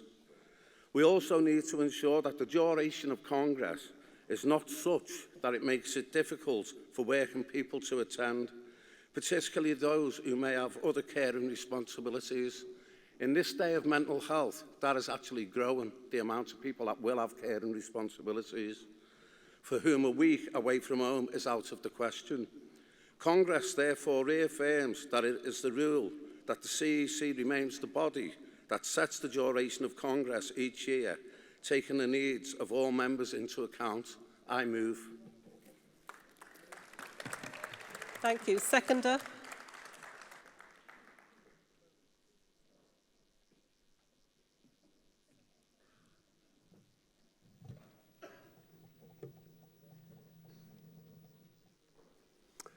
Andy Cooper, North Western Irish, Seconding motion 1, timing of Congress. Good morning, President Congress. We second the motion as it is a clear statement of how the rules should be applied. The CEC should be the body that determines the length of the Congress, taking into account all relevant considerations. As an example, caring responsibilities. Delegates with young families and delegates who have to take time off as part of their holidays, where a week away is too long. I second. Thank you. Mover of motion 8.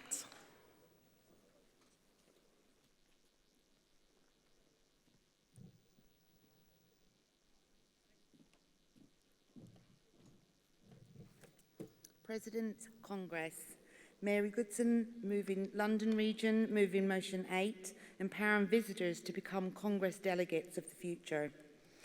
As I look around our Congress Hall today, I would like to hope that there are many like me who felt empowered to put themselves forward as delegates nominees. From visitor to delegate can be a daunting journey, but with the help and support and encouragement of all of us, that journey should be a walk in the park. If Congress is to be a true representation of our members, we must encourage members to step forward and say, yes, I want to be a delegate. I want to represent my branch. I can show that no matter what my age, gender, sexual orientation, race or ability is, I am a valid participant. I am worthy of standing before you. I am here. Let's convert those first-time visitors into first-time delegates. There is no special qualifications, skills, or talents you need to be a delegate. Maybe just confidence to know that what you have to say will be listened to, and you all are really a part of the GMB family. So Congress, we need to see more members involved. I move. Thank you. Seconder.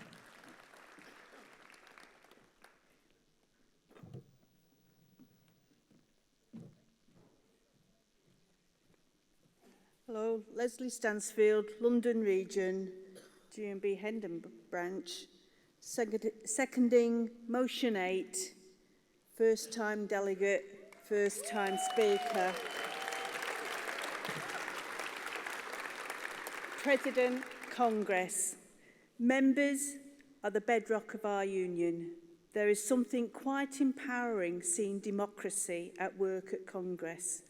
All members should come to Congress at least once to experience and witness how our union debates, argues, and brings about life-changing policies. We invite our members as visitors, hoping to convert them to delegates in following years. But we need to learn from any failings we have from branch to Congress so that each year we improve the experience for both visitor and delegate. Positive steps have occurred at Congress. An information for visitors guide has been produced alongside with the Code of Conduct. But there is more we could do. For example, a dedicated visitor stall with material to help visitors through Congress act as a meeting point and resolve problems. A buddy system where visitors are teamed up with other visitors for support. A workshop during Congress to explain processes, systems and how everything works. Previous visitors had commented on the lack of online documents, daily session programmes, reports and other useful material. A suggestion was also made of putting a How GMB Congress Works video on the website. At regional level, training could be offered on Congress for visitors, public speaking and motion writing, and branches could encourage and nominate members new to Congress. By supporting this motion, you will be increasing democracy in the Union. Congress, I second this motion. Thank you. Mover of motion 12.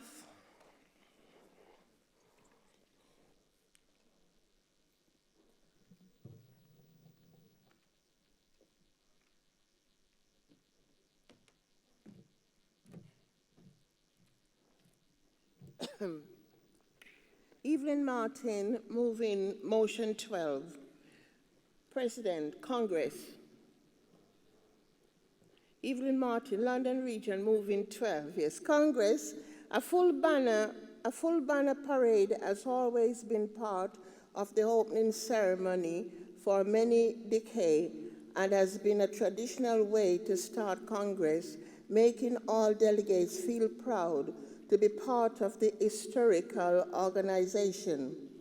Guest visitors and first-time delegates always remark on the pomp and splendor of this ceremony, where region flag followed the national banner as a mark of strength of our great union and showing our full history and regional spread. However, 2017, as we celebrate our 100 years Congress, this was no longer part of the program. We know that Congress 2017 had to be cut short because of a sharp election, but we should not snatch minutes from the start of Congress. When we saw that, the full ceremony was also cut in 2018, and regional banners were not paraded with the national banner, we submitted this motion to stop this happening in the future. We are pleased that the conference planner returned to the full banner ceremony this year, but our motion called for this to continue for all congresses henceforth. London Region were proud to parade the national banner this year, and in fact, the banner party was made up of some delegates who were let down in 2017. Our region did not withdraw this motion as though the wording of the CEC position indicated a return to this practice. There were no resolution that this will be set in stone for all future Congresses, as our motion was clearly expressed. It is for these reasons that we feel that we wanted to speak to this motion. Congress, please support this motion to ensure that we have a full banner ceremony at this and every future Congress, especially this year, where we celebrate 130 years of the founder of this great GMB union. Please support this motion. Thank you. Thank you, Evelyn. Seconder.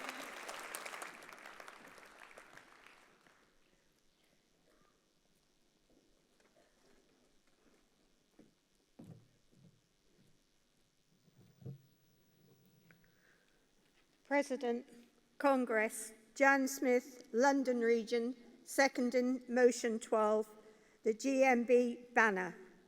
Congress, it is a pageantry to see all the banners arrive on the opening of Congress. Yes, emergencies can happen, but surely we can spend, even in emergency, just to have the banner parade. It is an important part of our history and a part of our history that we wish to retain, not just for any Congress, but for every Congress.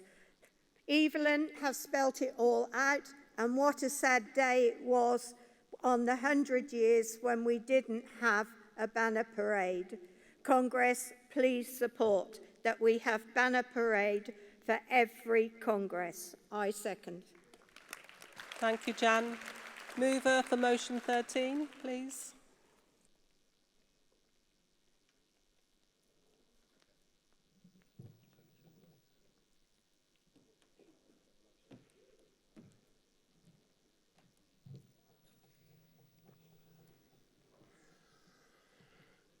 Brendan Duffield, London Region, moving motion 13, new ways of voting. President, Congress. The Congress recognises that the backbone of the GMB Congress is the motions. It is really why we are all here. Each year we listen to hundreds of motions.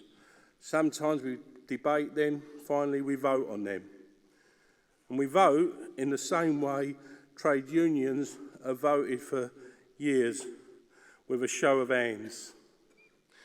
It may make a great picture, hundreds of people agreeing with each other, but sometimes we don't agree, and that's when we really rely on someone from the platform to decide what they have seen and not passed.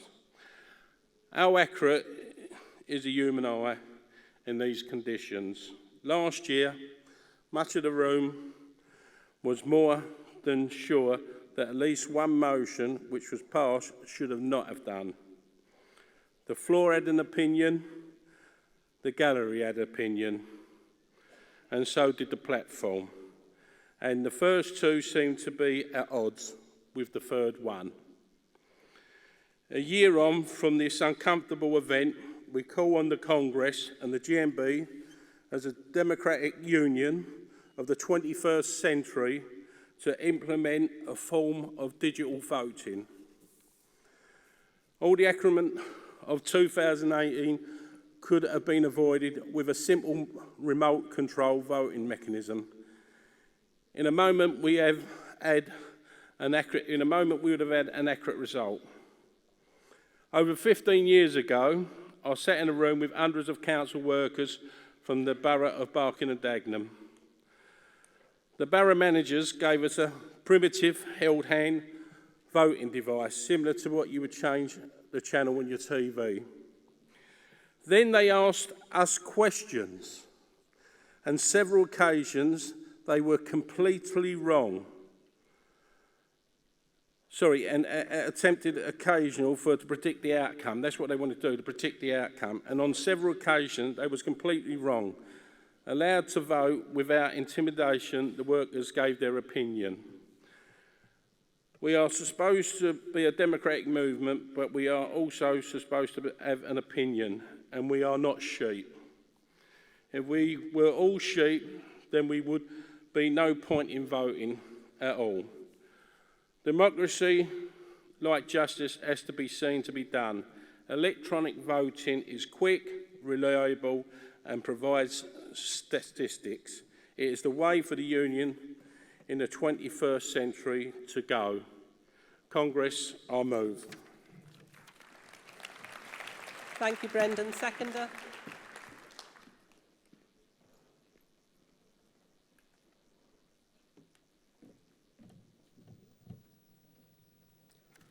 Tony Chollerton, London Region, seconding motion 13, New Ways of Voting. President, Congress. This Congress believes that democracy is the cornerstone of GMB and that the smooth running of Congress depends on it being fair and transparent. The main way of voting at Congress is through a show of hands. This method is fine when the outcome is clear, but it is more complicated when the vote is close. Last year, there was one such motion that divided the hall. Many felt that the result did not reflect the will of the delegates and that the vote should have gone to a tellers or card vote. It is difficult to announce a result and then backtrack, but not doing so leaves a bad test for those who feel that they have not been listened to. A change of mind would have led to either a show of hands vote with the tellers counting or a card vote. Both of these options are time-consuming, and each year there is pressure to get through all of the business at Congress. There is, however, an alternative that can solve the problem of human error and also help to speed up Congress business, and that is electronic voting. Electronic voting has been tried before and it did have issues, but modern technology is far more advanced and there's far greater accuracy and is much quicker. This motion calls on GMB to look to the future and introduce an electronic voting system as soon as it can. Congress, please support this motion. I second. Thank you, Tony. Mover for motion 14, please.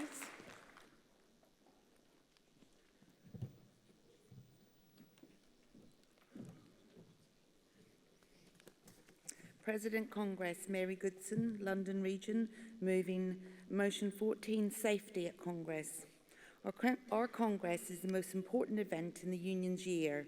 Not only is this the place where we make our policy, but it is a place where all GMB activists, experience and new, come together to learn about our different fights at work and to support each other.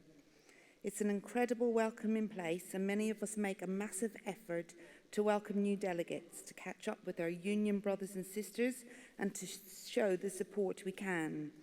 It is rare that one of our GMB family has a bad experience at Congress or at another union event, but it does happen. Over the past few years, we have all become much more aware of a culture throughout society, which means unwanted sexual comments and advances are too often dismissed as banter, where serious sexual harassment is not reported and serial offenders are not dealt with. The vast majority of victims are women, but of course sexual harassment can also be aimed at men.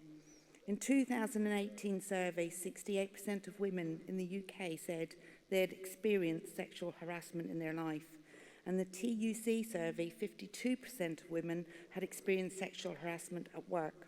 The reasons that sexual harassment is tolerated or not dealt with seriously enough are really complex, and we cannot deal with them all as one union. But some reasons are that women are afraid and do not being believed, and they may not want to cause a fuss, or the person seemed to be in a position of power or supported by friends. Many incidents may happen during social events where what is acceptable behaviour may seem to be less clear. The incident could be sexual or racial matter or could involve a visitor. What then? One step we can do to identify and train designated individuals to take on a welfare role who delegates and visitors can approach to discuss in confidence anything they may feel uncomfortable about. This particular help women talk about any incidents in confidence to someone trained, for example, HR or quality officers. The member could seek advice on how to deal with this difficult situation and decide whether they need to make a formal complaint. Congress, our region, supports this motion, but we cannot accept the CEC's qualification on this, saying that there are already people in place, namely regional secretaries or their equivalent. We believe the CEC has misunderstood the aim of the motion. We think that the new Code of Conduct issued to delegates prior to Congress was issued as an early action of this motion. But this code also reinforces the CEC position and creates too much of a formal process when an informal process is needed. As I have said, often some of us who have experienced an incident that may be sexual harassment might feel ashamed, uncomfortable, and maybe blaming ourselves. What we need is a place of safety where those affected can speak in confidence before they decide whether to formally report an incident or give the opportunity for an incident to be reported anonymously without feeling that is a formal straight away. This doesn't stop anyone approaching the regional secretary or the regional president, but in the majority, these tend to be men, but gives us an alternative that for many will feel more accessible. Please support this motion and not the qualification to ensure Congress is a welcoming place for anyone who attends. Thank you, Mary. Seconder, please.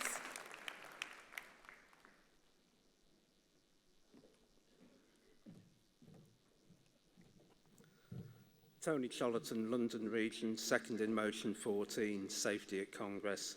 President Congress. This Congress believes that it is the right of all delegates to be able to attend Congress without fear of sexual harassment or assault. Congress should be time for all delegates to come together to share our stories and in doing so strive to make everyone safer, whether here or in the workplace. The phrase Me Too was around as early as 2006, but went global following the Harvey Weinstein scandal. On October the 15th, 2017, actress Alyssa Milano encouraged spreading the hashtag #MeToo to attempt to draw attention to sexual assault and harassment in the workplace. The first tweet was at 12 noon and had been used more than 200,000 times by the end of the day, and tweeted more than 500,000 times by the end of the next day. On Facebook, the hashtag was used by more than 4.7 million people in 12 million posts during the first 24 hours. This shows just how widespread sexual harassment is. GMB has always campaigned against all forms of harassment and bullying in the workplace, and Congress is GMB's workplace. This motion calls upon Congress to set the highest standards possible in order to make everyone safe and free to go about their work. By having dedicated staff that have had the best training and have a greater awareness of the issues we face, GMB can demonstrate that it's at the forefront of setting high standards. Having nominated people that we can trust will make us all feel safer. Congress, please support this motion, but not the qualification. I second. Thank you, Tony. Are there anybody that want to come in to oppose any of these motions, speak in opposition? No? Okay, then I can ask Martin Jackson to respond on behalf of the CEC, please. Thank you.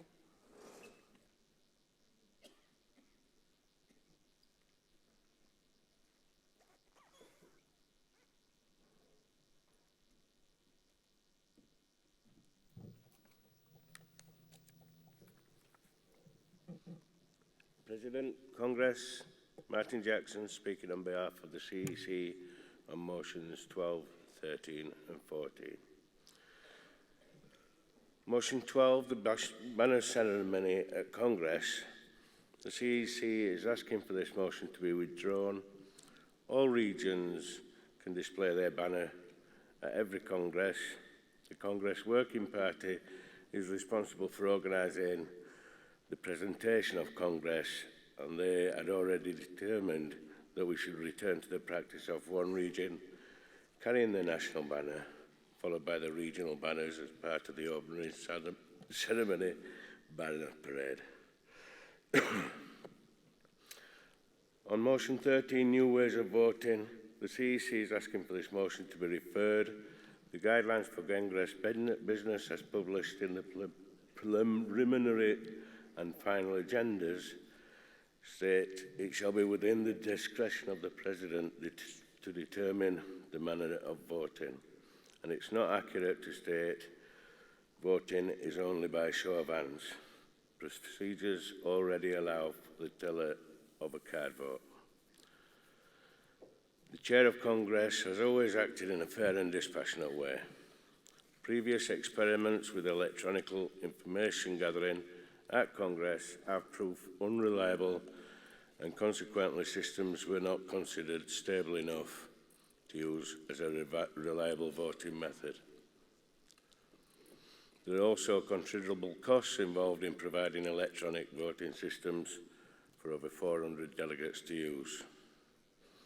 However, the motion can be referred for further investigation by the CEC into more modern electronic voting systems. On motion 14, safety at Congress, the CEC is supporting the motion with a qualification. The GMB always takes delegates and visitors' safety and comfort very seriously. And I'd like to echo the GMB's zero tolerance statement in the final agenda, reinforcing expectation of all Congress attendees. Furthermore, a code of conduct has also been issued to all delegates and visitors. The qualification is that there are already people in place, the regional secretary or equivalent, to report any incident to, and any incident should be reported immediately to them. Therefore, Congress, the CEC is asking for motion 12 to be withdrawn, for motion 13 to be referred, and for your support for motion 14 with the qualifications for the reasons that I have laid out. If motion 12 is not withdrawn, the CEC will be asking for Congress to oppose the motion.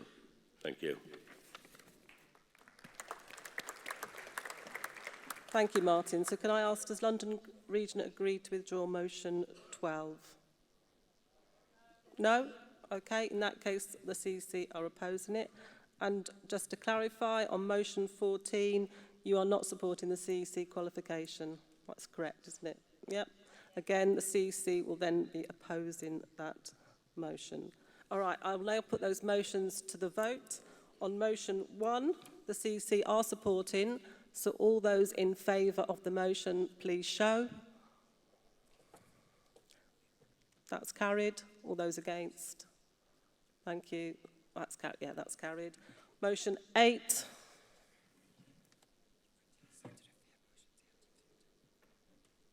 Oh, sorry. Okay, I'll come to motion 13. Yeah, I'll do that. Sorry. On motion 8, all those in favour of motion 8, the CEC are supporting. Please show. All those against? That motion's carried. On motion 12, the CEC are opposing. Can I see all those in favour of motion 12? All those against? That's lost. And then, sorry, I forgot to ask London Region, are you accepting the reference back? We refer in motion 13 is refer back. Are you accepting that? Yep, thank you. Okay, so on motion 13, it's refer back, the CEC stance. Can I see all those in favour of motion 13? All those against? That motion's carried. On motion 14, CEC are opposing the motion. Can I see all those in favour of the motion 14? All those against? Can I, yeah, I don't know, that's quite tight, I think. Yeah, I'm going to have to call for tellers. Ooh, exciting. Right, in that case, I need to know what to do. Right, okay. I think we've all agreed on the platform the show of hands was very close. I'm now calling for a televote on motion 40. We will follow the procedures in the Congress guidelines in the final agenda. You are reminded that only elected or appointed lay delegates seated in the Congress Hall can vote. So please listen carefully. Could the stewards please close the doors? Delegates, please remain in your seats until all votes have been cast. Do I have all the tellers in the hall? And so could tellers please go to the general members' auditor desk and collect your voting sheets? So there should be Birmingham is Brian, London Tony, Midland Rob, Northern Craig, North Western Irish Region Camran, GMB Scotland Raymond, Southern Sonia, Wales and South West Wendy, Yorkshire Amanda. Yep. So are all tellers in your places ready? Yep. They know what they're doing? The tellers know what they're doing? So Birmingham, you're counting GMB Scotland. London, you're counting Southern. Midland, you're counting GMB Wales and South West Region. Northern, you're counting Yorkshire and North Derbyshire region. North Western Irish, you're counting Birmingham and West Midlands region. GMB Scotland, you're counting London region. Southern, you're counting Midland and East Coast region. Wales and South West region, Northern region. Yorkshire, it's North West and Irish region. This is a teller, this is not a card vote, yeah? So I'll now repeat the call for the motion on 14. The CEC position is oppose. So all those in favour of motion 14, please show. Delegates, please. Sorry? Oh, it's okay, sorry. I don't know.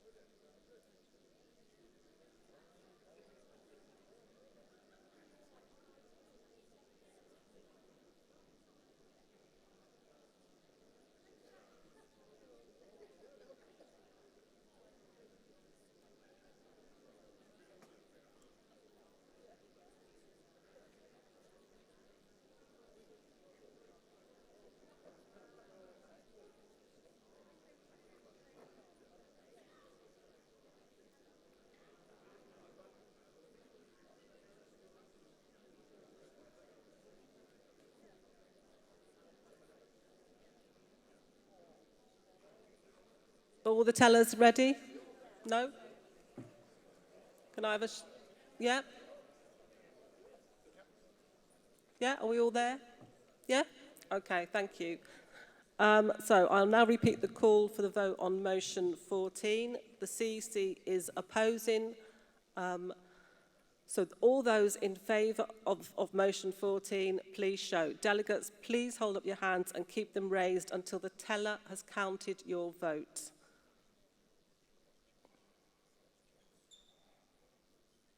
And could the tellers please report the count to the general members auditors? That's changed. Yeah, it's changed. That wasn't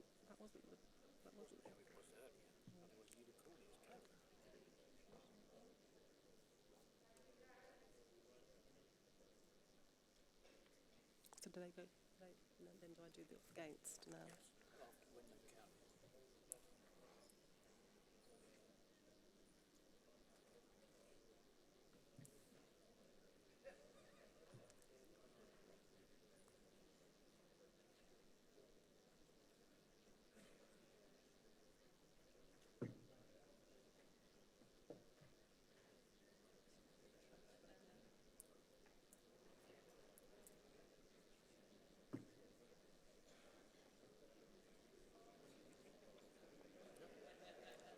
Yep, all the tellers happy that they've counted? Yep.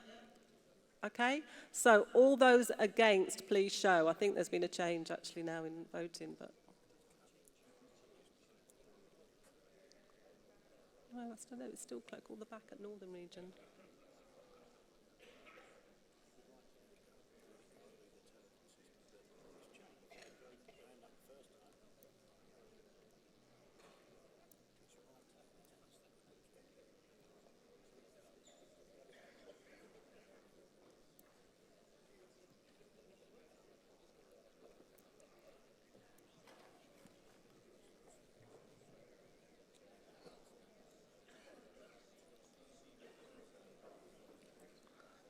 Okay, so when tellers are ready, could they please report their count to the general members auditors? Of all regions now voted? Yes? All the tellers finished?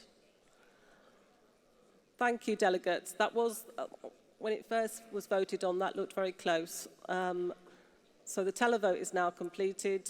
General members auditors are ready to count the votes. And Congress, if there was a tied vote, then the motion would fall, but I'll report the results back later. Thank you. Ooh, a bit of excitement. Right, I can now call movers and seconders for motions 16, 19, 20, 23, 25 and 26. Thank you. You'd like to come to the front.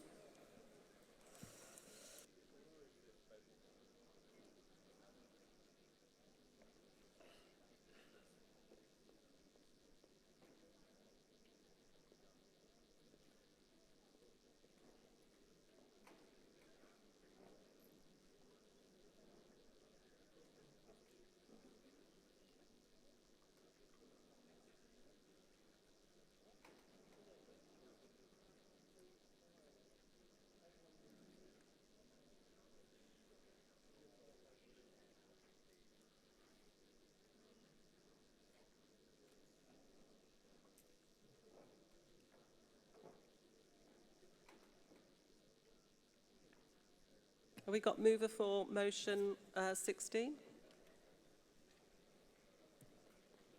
No? London Region, motion 16. Anybody? She's nipped to the left. Shall I take motion 19 then? Is motion 19 mover ready? We'll have to come back to motion 16.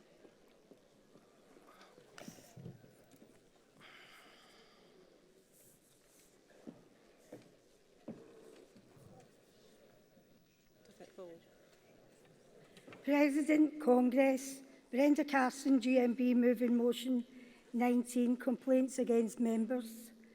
Congress, the sentiment behind this motion was to give greater transparency and fairness to members who may find themselves being investigated by the union on the back of a complaint. We as shop stewards would be the first to complain and to pull the employer for not following the ACAS Code of Practice for disciplinary. Congress, we as members of the union are not covered by the said Code of Practice due to not being an employee of the union. Congress, we need a process that is not only transparent but equitable and not weighted towards regional committees and CEC. I move. Seconder for motion 19. Seconder for motion 19, or is that formally being seconded? Formally, thank you. Is the person ready for motion 16? No, because if they're not back soon, it will fall. Mover for motion 20, please. 16. You 16? Okay. Okay, yeah, that's fine.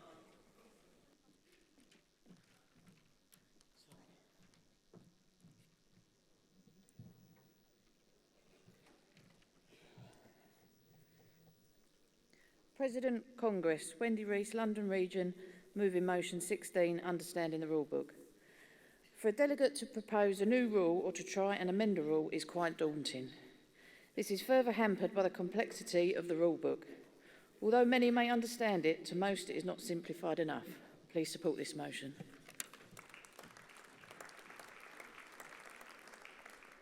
Seconder, or is that being formally seconded? No?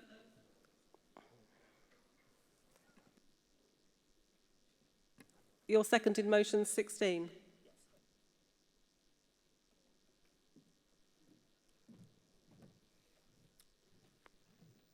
Doug Rigby, Braintree and Bocking Branch, London Region, seconding motion 16. Congress, while some people understand some of the GMB rules, there are a lot of members, especially new speakers to Congress, who do not fully understand the rules.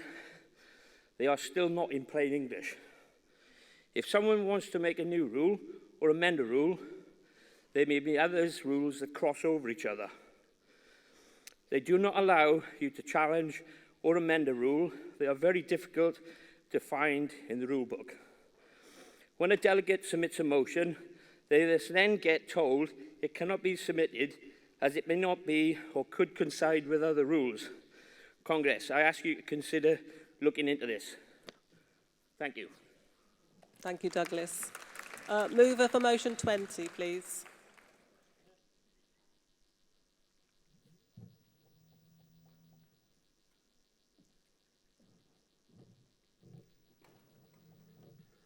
President, comrades, Dave Kent, Norwich General Branch, speaking on behalf of London Region, moving motion 20, GMB membership and IT systems.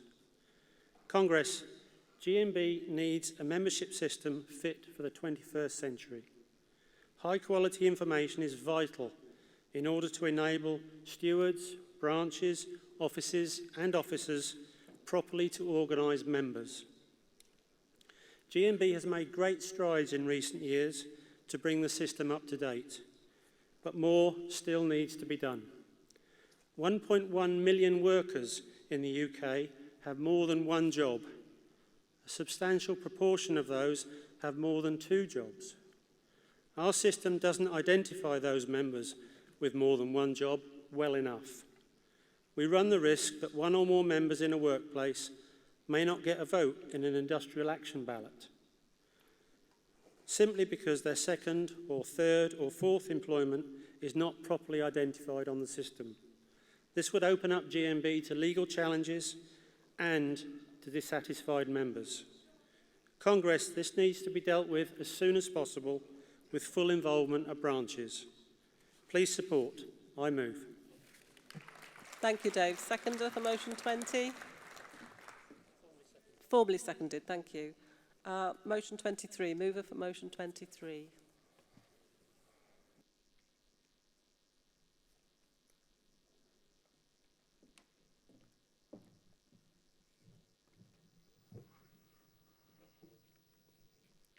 Clayton Tyndall, Yorkshire North Derbyshire Region. Motion 23, GMB Xmas cover, newly elected Labour councillor in Bassetlaw, first-time delegate and first-time speaker.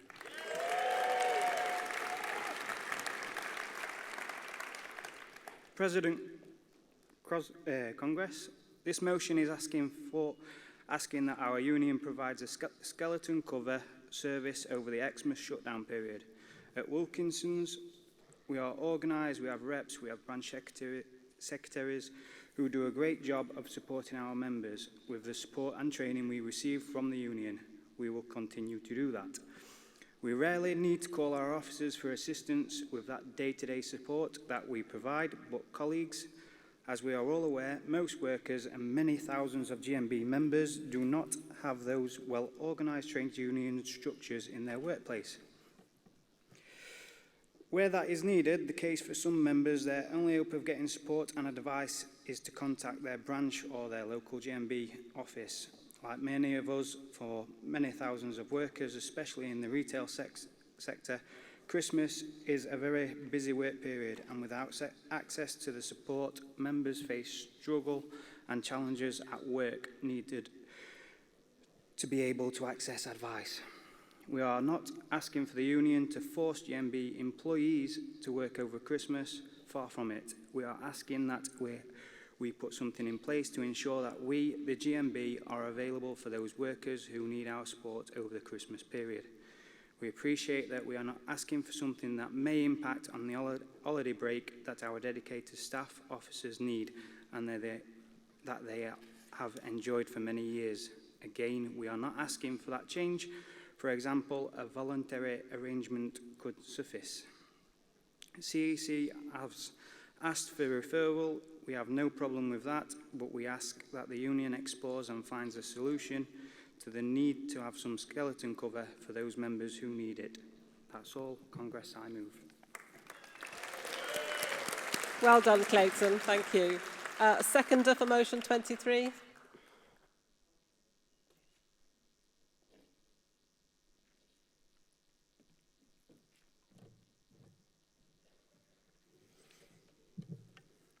Dominic Gillett, Yorkshire and North Derbyshire region, first-time delegate and first-time speaker.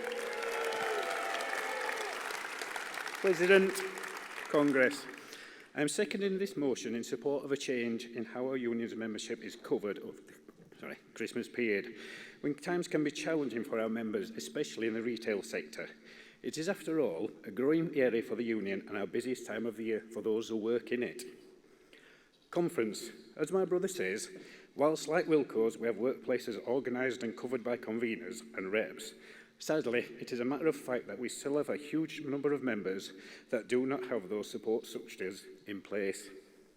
Conference, our view in this motion is not to take organisers who already work unspecified hours to a longer working calendar, but rather to a basic level of cover to give our membership a service that is reflective of what our union principles are. That being, whether organised or unorganised, we need to be there and at hand at the point where our members need us. Congress, a voluntary arrangement negotiated with our employed staff needs to be considered, and then the GMB could create a guidance document aimed at all members clearly stating who, how and when to contact GMB during closed workplace holiday periods. Congress, we managed to cover and, in most cases, exceed our members' expectations. We are part of a great movement that has their welfare and livelihoods at its heart, and all we are looking for is at the Christmas period. Surely it is not beyond us to give a minimum level of service and source of expertise for those that need it over this period. Congress, I second. Well done, Dominic. Thank you. Mover for motion 25.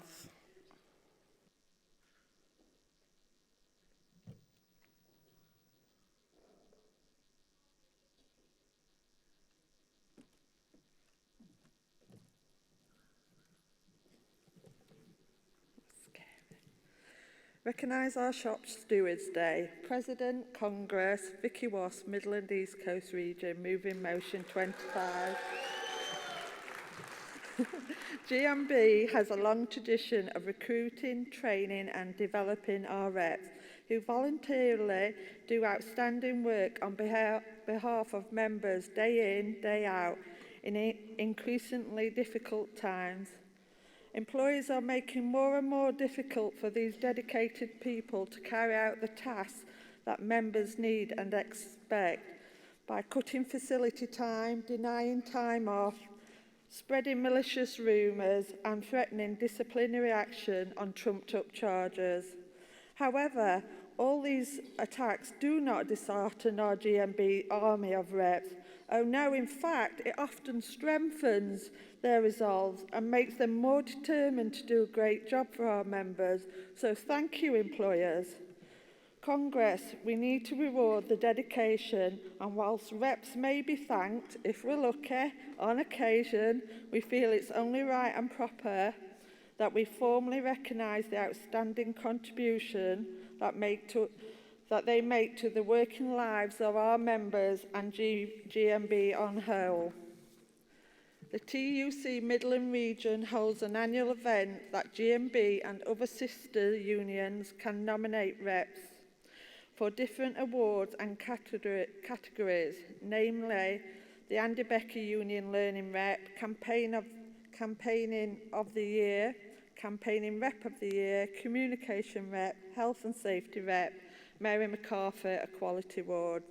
I'm pleased to say that our region has had quite a few winners at this event over the years. Not only has it been a formal recognition of the work and dedication of each individual, but it has also given them a real sense of achievement and pride. GMB should follow this fine example. In the Middle and East Coast region, we are adopting this style of recognising Shop Stewards Day and are holding our first event at our activist weekend to be held next Feb, to which the President and General Secretary have both been invited to. We recognise that the motion has been reference backed, and I believe this may be due to the wording that suggests regions should have autonomy on the criteria and categories. Under one union, the region would accept that this would need to be consistent across the union. Congress, let's finally, formally recognise the sterling work that our army of volunteers do on behalf of members in the workplace. That, put simply, would be harsher and more dangerous place to work in if it wasn't for our unflinching passion and dedication of GMB reps. Support motion 25, I move. Thank you, Vicky. Seconder for motion 25.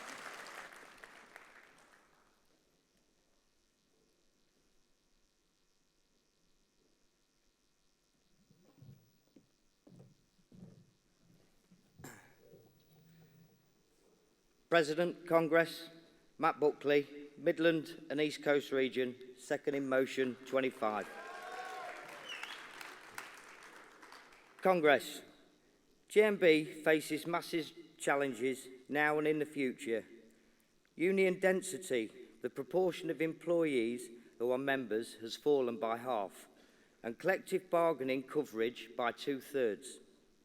According to official figures, just 23% of employees are members of a trade union, falling to around 14% in the private sector. Strong unions help working people secure a fair share of the income that we collectively generate. The decline of union membership and collective bargaining has led to a growing power imbalance at work and contributes to a massive rise in equality. GMB representatives are the fighting force against unfairness, discrimination and inequality. Under the Tory austerity measures, the significant financial difficulties and constraints faced by many organisations has meant that GMB representatives have had an increasingly important role to play in the workplace, including being involved in negotiations about pay and representing the interest of members in discussions over restructuring and redundancies. The stress, worry and anxiety about job security and complexities of the redundancy process can be daunting. The support of GMB union reps in such situations helps to reassure members that they have someone fighting for them. They will be treated fairly and their views heard and options fully explored and considered. GMB health and safety reps tirelessly campaign to ensure that workplaces are safe, that employees are not exposed to foreseeable risk and danger. A union-organised workplace remains 50% safer than a non-unionised one. Matt, can I just ask you to... You got the red light, sorry. Congress, we ask an awful lot of our representatives and give it little in return. We can and must formally recognise our reps who put members and fellow employees' needs for their own. Support motion 25. I second. Thank you, Matt. Mover for motion 26, please.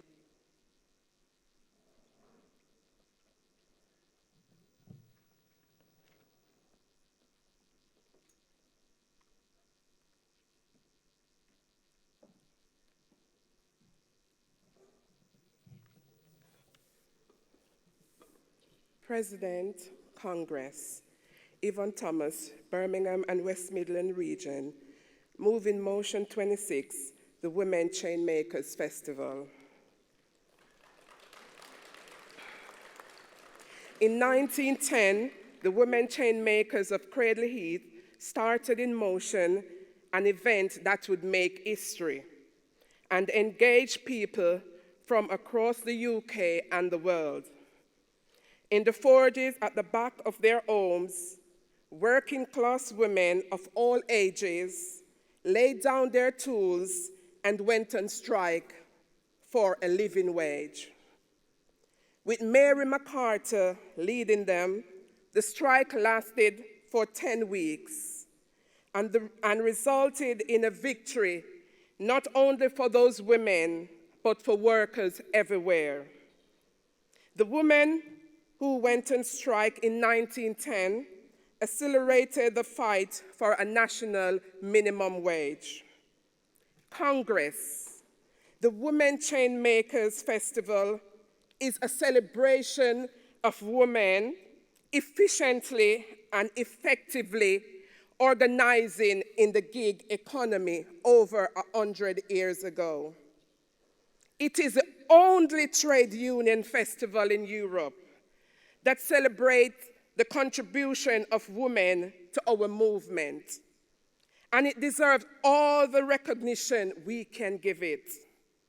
We're asking all of our regions to stand in solidarity with us and to attend and promote the Women Chainmakers Festival as a national event. Support this motion, support history, and support women. Congress, I move. Thank you, Yvonne. Seconder.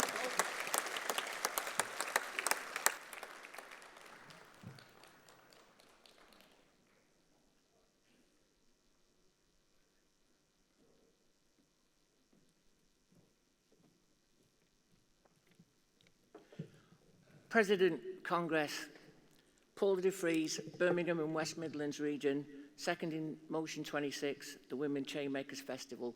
First time delegate, first time speaker.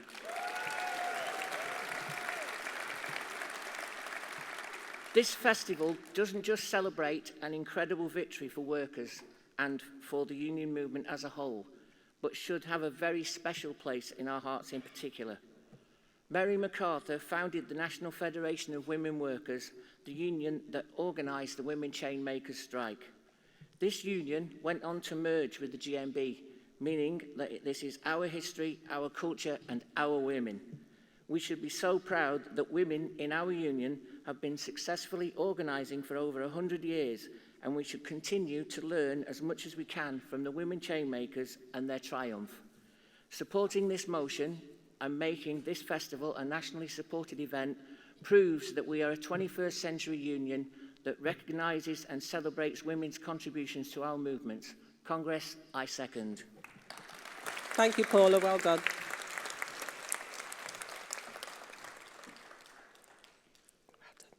Are there any delegates who wish to oppose any of these motions?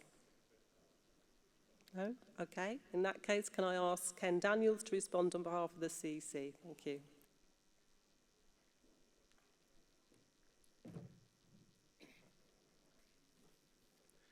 President, Congress, Ken Daniels speaking on behalf of the CEC on motions 16, 19, 20, 23, 25, 26. On motion 16, understanding the rulebook, the CEC is asking for this motion to be referred. We accept the template is complex. However, it's a matter for branches to ensure they propose correct wording which will give effect to the rule amendment they wish to make. The template will be reviewed and, if necessary, amend for Congress 2021. But it is crucial that we ensure that it is branches and lay members who write motions on rule amendments and not GMB employees. Therefore, the CEC is asking for this motion to be referred so the CEC can ask the Congress Working Party to review the template, making changes if necessary.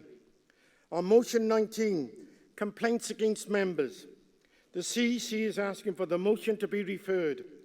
The guidance to regional presidents, regional committees and regional secretaries on rulebook, disciplinary and grievances procedures was last updated in 2012. The CEC asked for the motion to be referred to allow the CEC to review and update this guidance.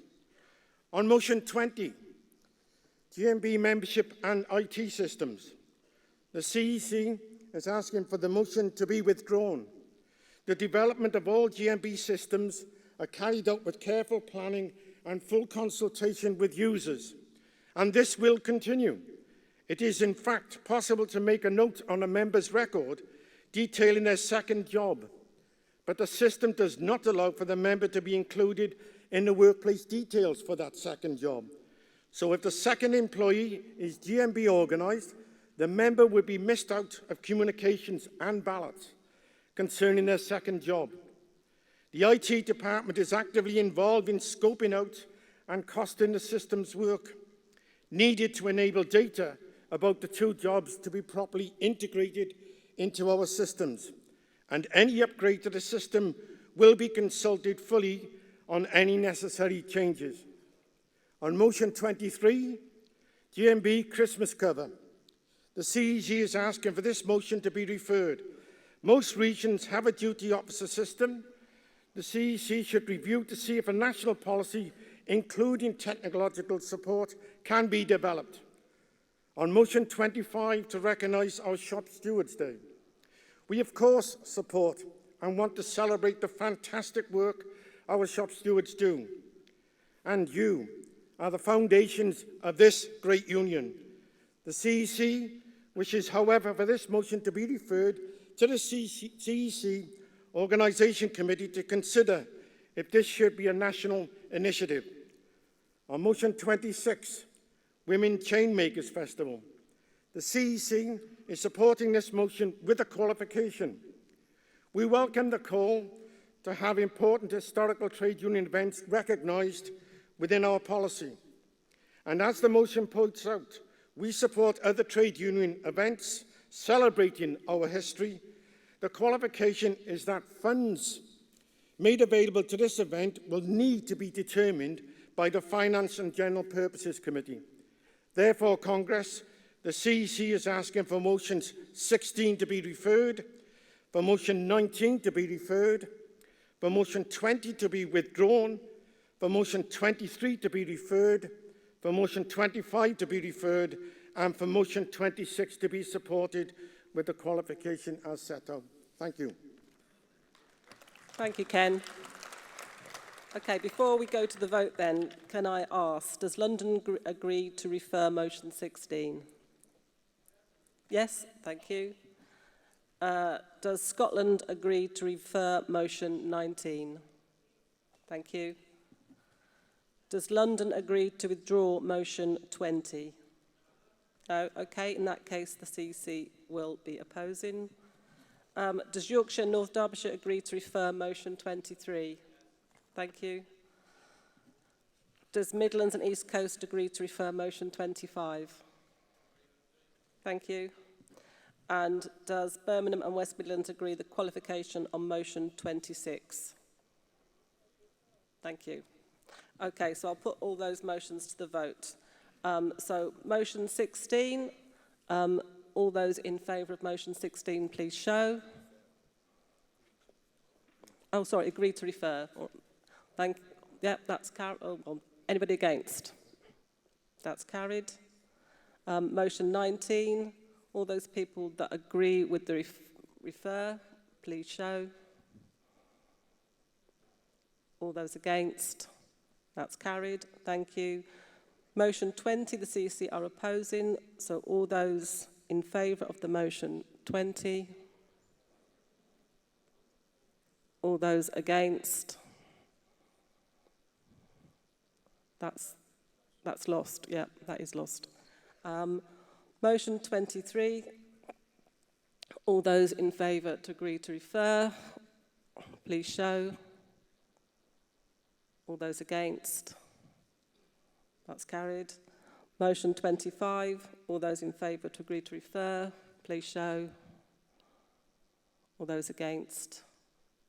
That's carried.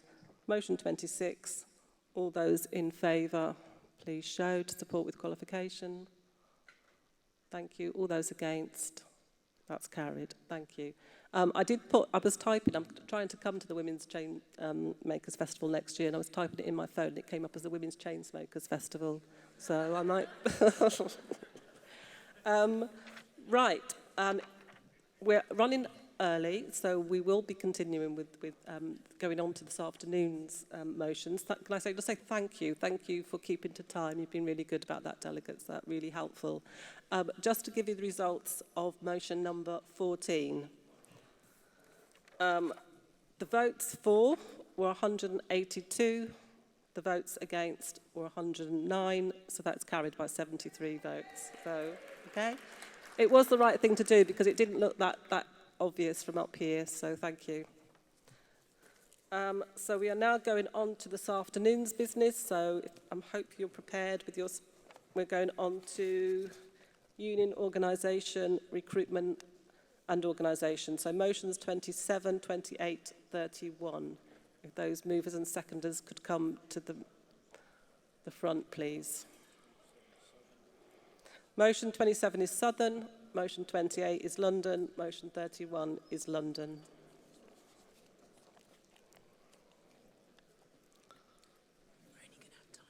Yeah, that's what I thought. This is probably going to be the last one before 12:30, so 3 motions.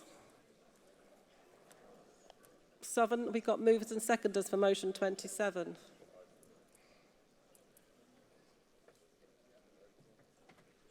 Yeah?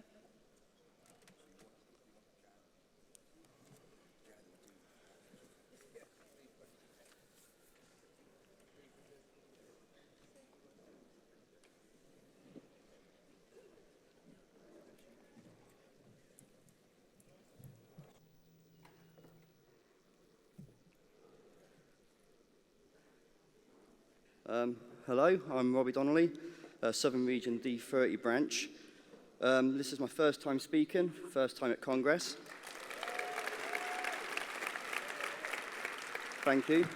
I'd like to thank everybody for being so welcoming, and also welcome to all the other members who this is also their first time. I am moving a motion 27 on the... Sorry, I thought it was going to be after lunch, but it's got me a bit caught out. Motion 27, the furtherance and growth of our union by the centrally purchasing and providing every branch with a tablet computer with a keyboard and data connectivity for the purpose of recruitment. It is simply the way forward. There's an example. I was walking down Dorchester High Street a few weeks ago, and there was a pet charity using a tablet to sign people up. All the lady had was a lanyard, a tablet, and a little plinth with the charity name on it. On appearance, she had hardly anything, and yet she had everything she needed. She had access to more information to answer potential questions from new signees in a much faster way than anyone could ever do with a stack of filing cabinets behind them or a 300-page book. And the sign-up was instant. The postal methods of the last century inhibit our ability to grow, as it allows the potential for delay in the decisions of a potential new member. Some quick figures for you. I had a quick look on Argos this morning, and it showed a Lenovo tablet at £39.99 and an Amazon tablet at £34.99. These aren't huge costs. Postage today is 61p for a second-class stamp and 70p for a first-class stamp. Online postage, instant postage worldwide via online, is free. Put that in perspective, if you take the figure of £34.99 for the Fire tablet and divide it by the cost of a second-class stamp at 61p, you get a figure of 57. That means that once you get 58 recruits, then the postage saving alone has paid for that tablet. If the tablet's essentially purchased, then the cost could potentially be further reduced through the buy-in in bulk. It also ensures that each branch has the same software, which will reduce support and training costs. Tablets are easy to use and lightweight. I'm sure that there's a few of us who experience a shoulder ache of lugging around a huge stack of membership forms, perhaps on one arm with a ballot box in the other arm. The tablet will eliminate that. It will also stop the worry of running out of membership forms to give out. With tablet and keyboard data connectivity, basically, all those problems will be a thing of the past. Equip the tablets with a GMB app, and all the questions a potential recruit may ask you, you have all the answers there with a few taps on the screen or a few clicks on the keyboard. They can fill in their details, and they can be signed up for their membership there and then. In closing, I ask for your support for Motion 27, because when it comes to recruitment, centrally purchased tablets with keyboard and data connectivity will give every branch in this wonderful union the modernisation and the power to grow. With that, I move. Well done, Robert. Thank you. Mover of the motion, second of the motion.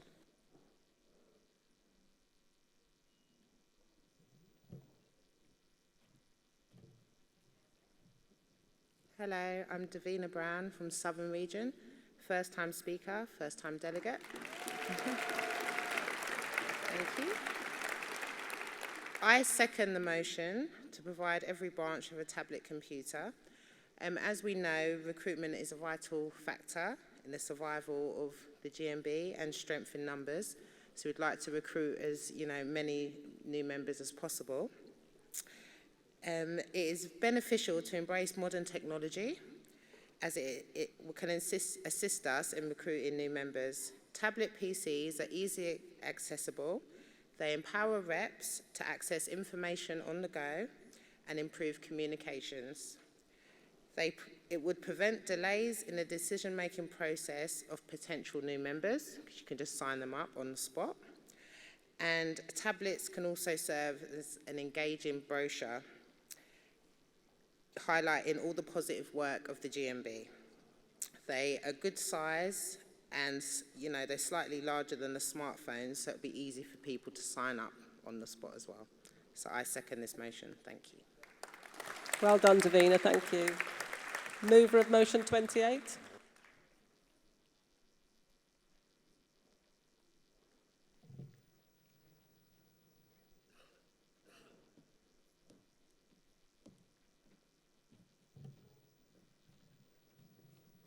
I love it when it goes down because I'm so short.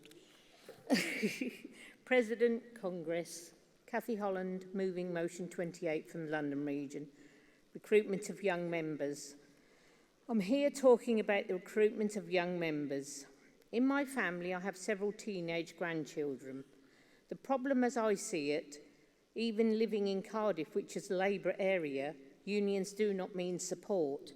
Added with the extra cost of membership each month, it's a bar to young people becoming unionised. From my work helping my members, often a member would say to me, "Can you help my son, daughter, because they have a problem at work?" So I say, "Get them to join and I will help." Although this has been discounted, a family membership may help. The parents have said, "I will join them," and at least there is a link to the future, and they will often pay for them. I also believe unions do not seem to be relevant to young people. Whatever we are doing does not resonate, so there must be someone to listen and change what we are doing.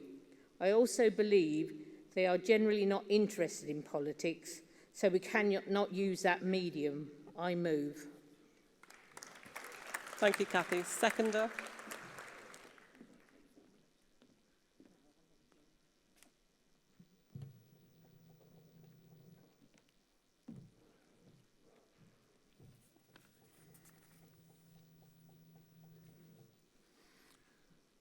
President Congress, Wayne Oswick, London Region, second in motion 28, recruitment of young members. I have been an activist for several years, and this is my 5th consecutive Congress. But in all these years, we have recognised and discussed the need for recruitment of the young workforce. But here we are today, and nothing has really changed to help. Our Labour Party has declared in its manifesto they will abolish the outdated inequality of the young workforce who are being discriminated against when it comes to the living wage. If this is recognised by the Labour Party, why is it this inequality is not being recognised by our great union?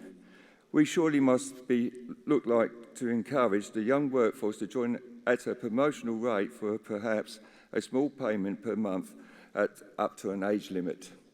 I'm lucky that I work in an industrial environment in a commercial service section that recognises your skill levels regardless of your age. But there are tens of thousands of young people out there who are not so lucky and have to survive on a minimal wage of up between £5 to £7 per hour. These young people can't afford to think about joining the union, so we need to change our strategy and structure of our subscriptions.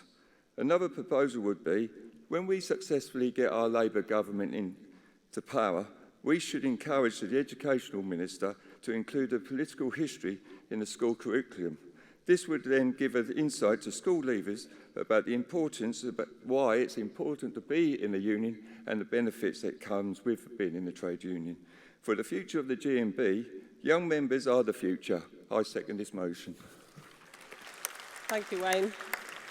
Mover of motion 31.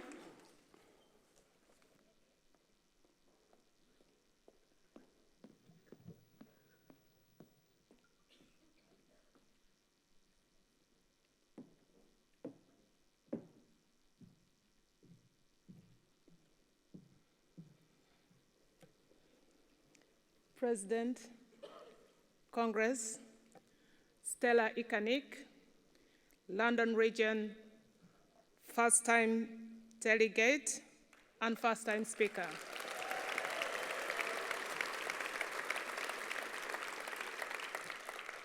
I'm moving motion number 31 on membership retention and engagement. Congress, you will agree with me that we need to put members first. Trade union membership in the UK has fallen. Trade unions have had a bad press and are not seen as relevant, especially with young people. We need to deliver on issues that matter to our members. The world of work has changed dramatically, but GMB seems not to have changed fast enough to match it in order to match what is happening in the society. Our culture and structures also need to change. We need to make progress, especially in new areas of the economy, but also in the public sector, where we used to be strong, but are now facing new challenges because workplaces are changing and being outsourced and dispersed. Congress, we need to make changes in how we operate on all fronts, as what we have been doing for years doesn't seem to be producing the right results, and our membership is falling. As a member organization, retaining members must be our priority. It is a fine balance as we need to ensure that we service and support existing members. And rather than just focusing on recruiting new members, we all need to work together. This is everyone's responsibility. We have seen years of outsourcing, self-employment, and changing in working patterns and employment practices, the nature and extent of collective bargaining, and the power of trade unions. has been weakened and the public is not seeing the relevance of trade unions. Congress. Members have left as they've become unhappy with the cost of being a member, unhappy with the service or support, or they lose their jobs, or move on and fail to take GMB with them. We may be judged on our advice and representation, so we need to ensure that our staff and officers have the skills and training to ensure that this is done professionally. We need to be seen to be relevant in the workplace or industry, and especially to young people. So we need to make sure all our campaigns are fit for purpose. We should be seen to be proactive and part of the discussions and plans alongside our stakeholders, and not on the outside. Equally important is understanding the reasons and rationale for members leaving and cancelling their membership.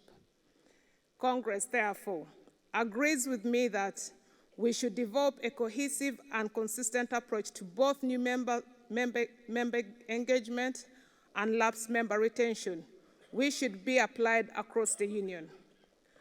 I'm aware that London Region has started some work in this area under its regional retention plan.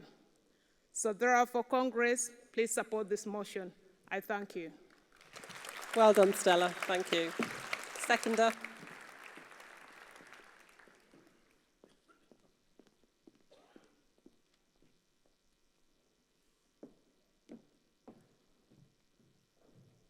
Twice in one day.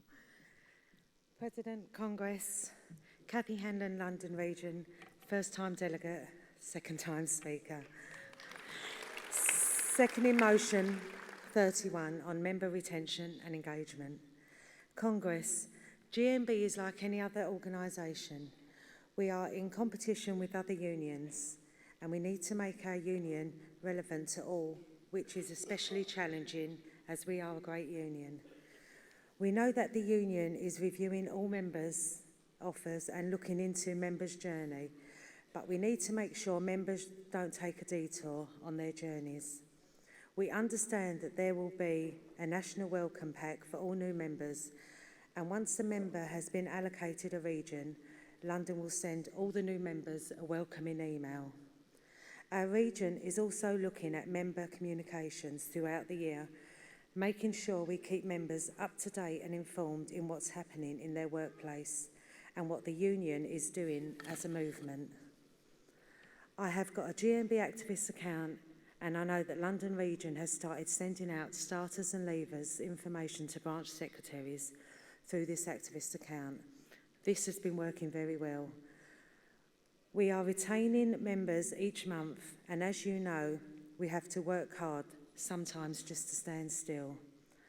We know that in the real world, especially low-paid members, making choices and cancelling membership.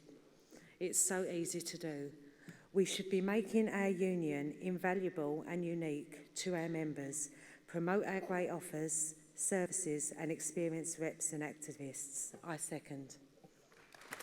Well done, Stella. Thank you. Does anybody wish to oppose any of those motions? No? Okay, in that case, can I ask Margaret Hughes to respond on those motions, please, this evening?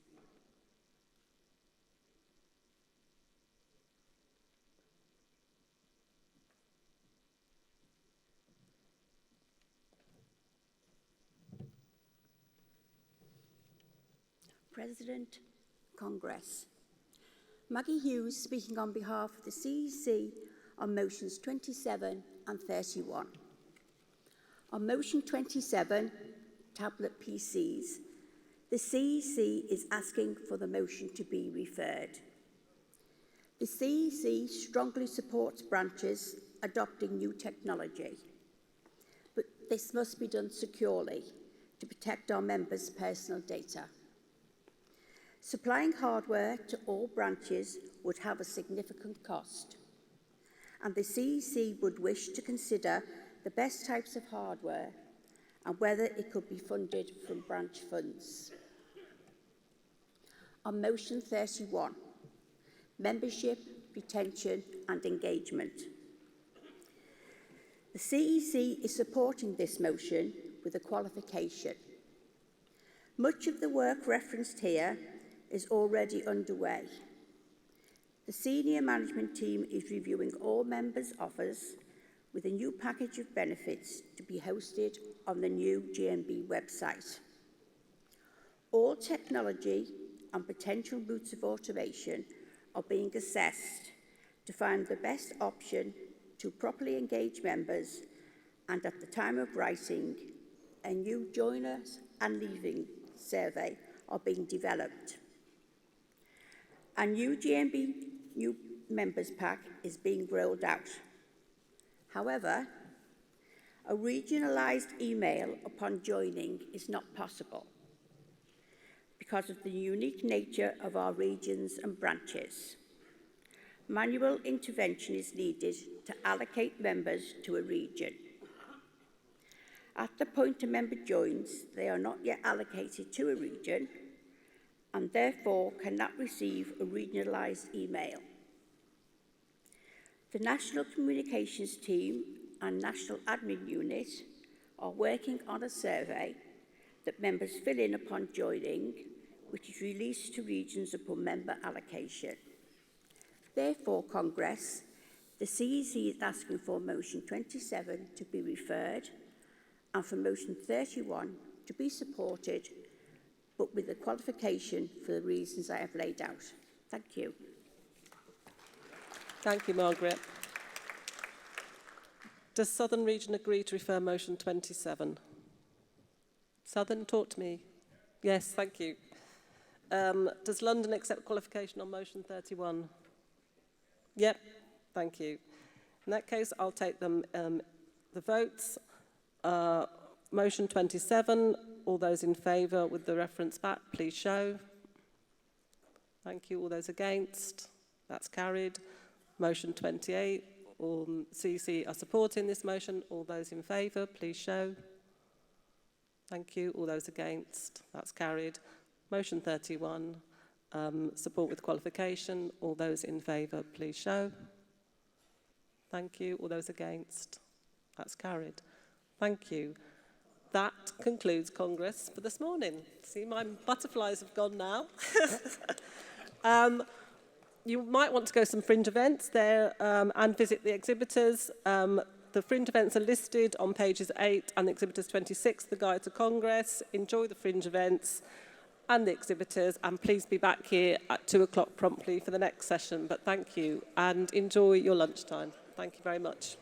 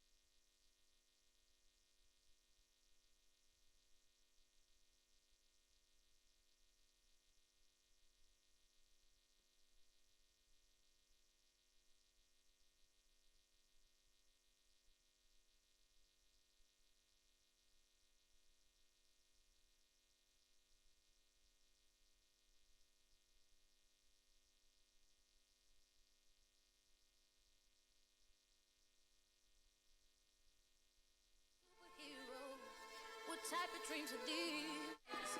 And suddenly everything had gone. I've been lifted.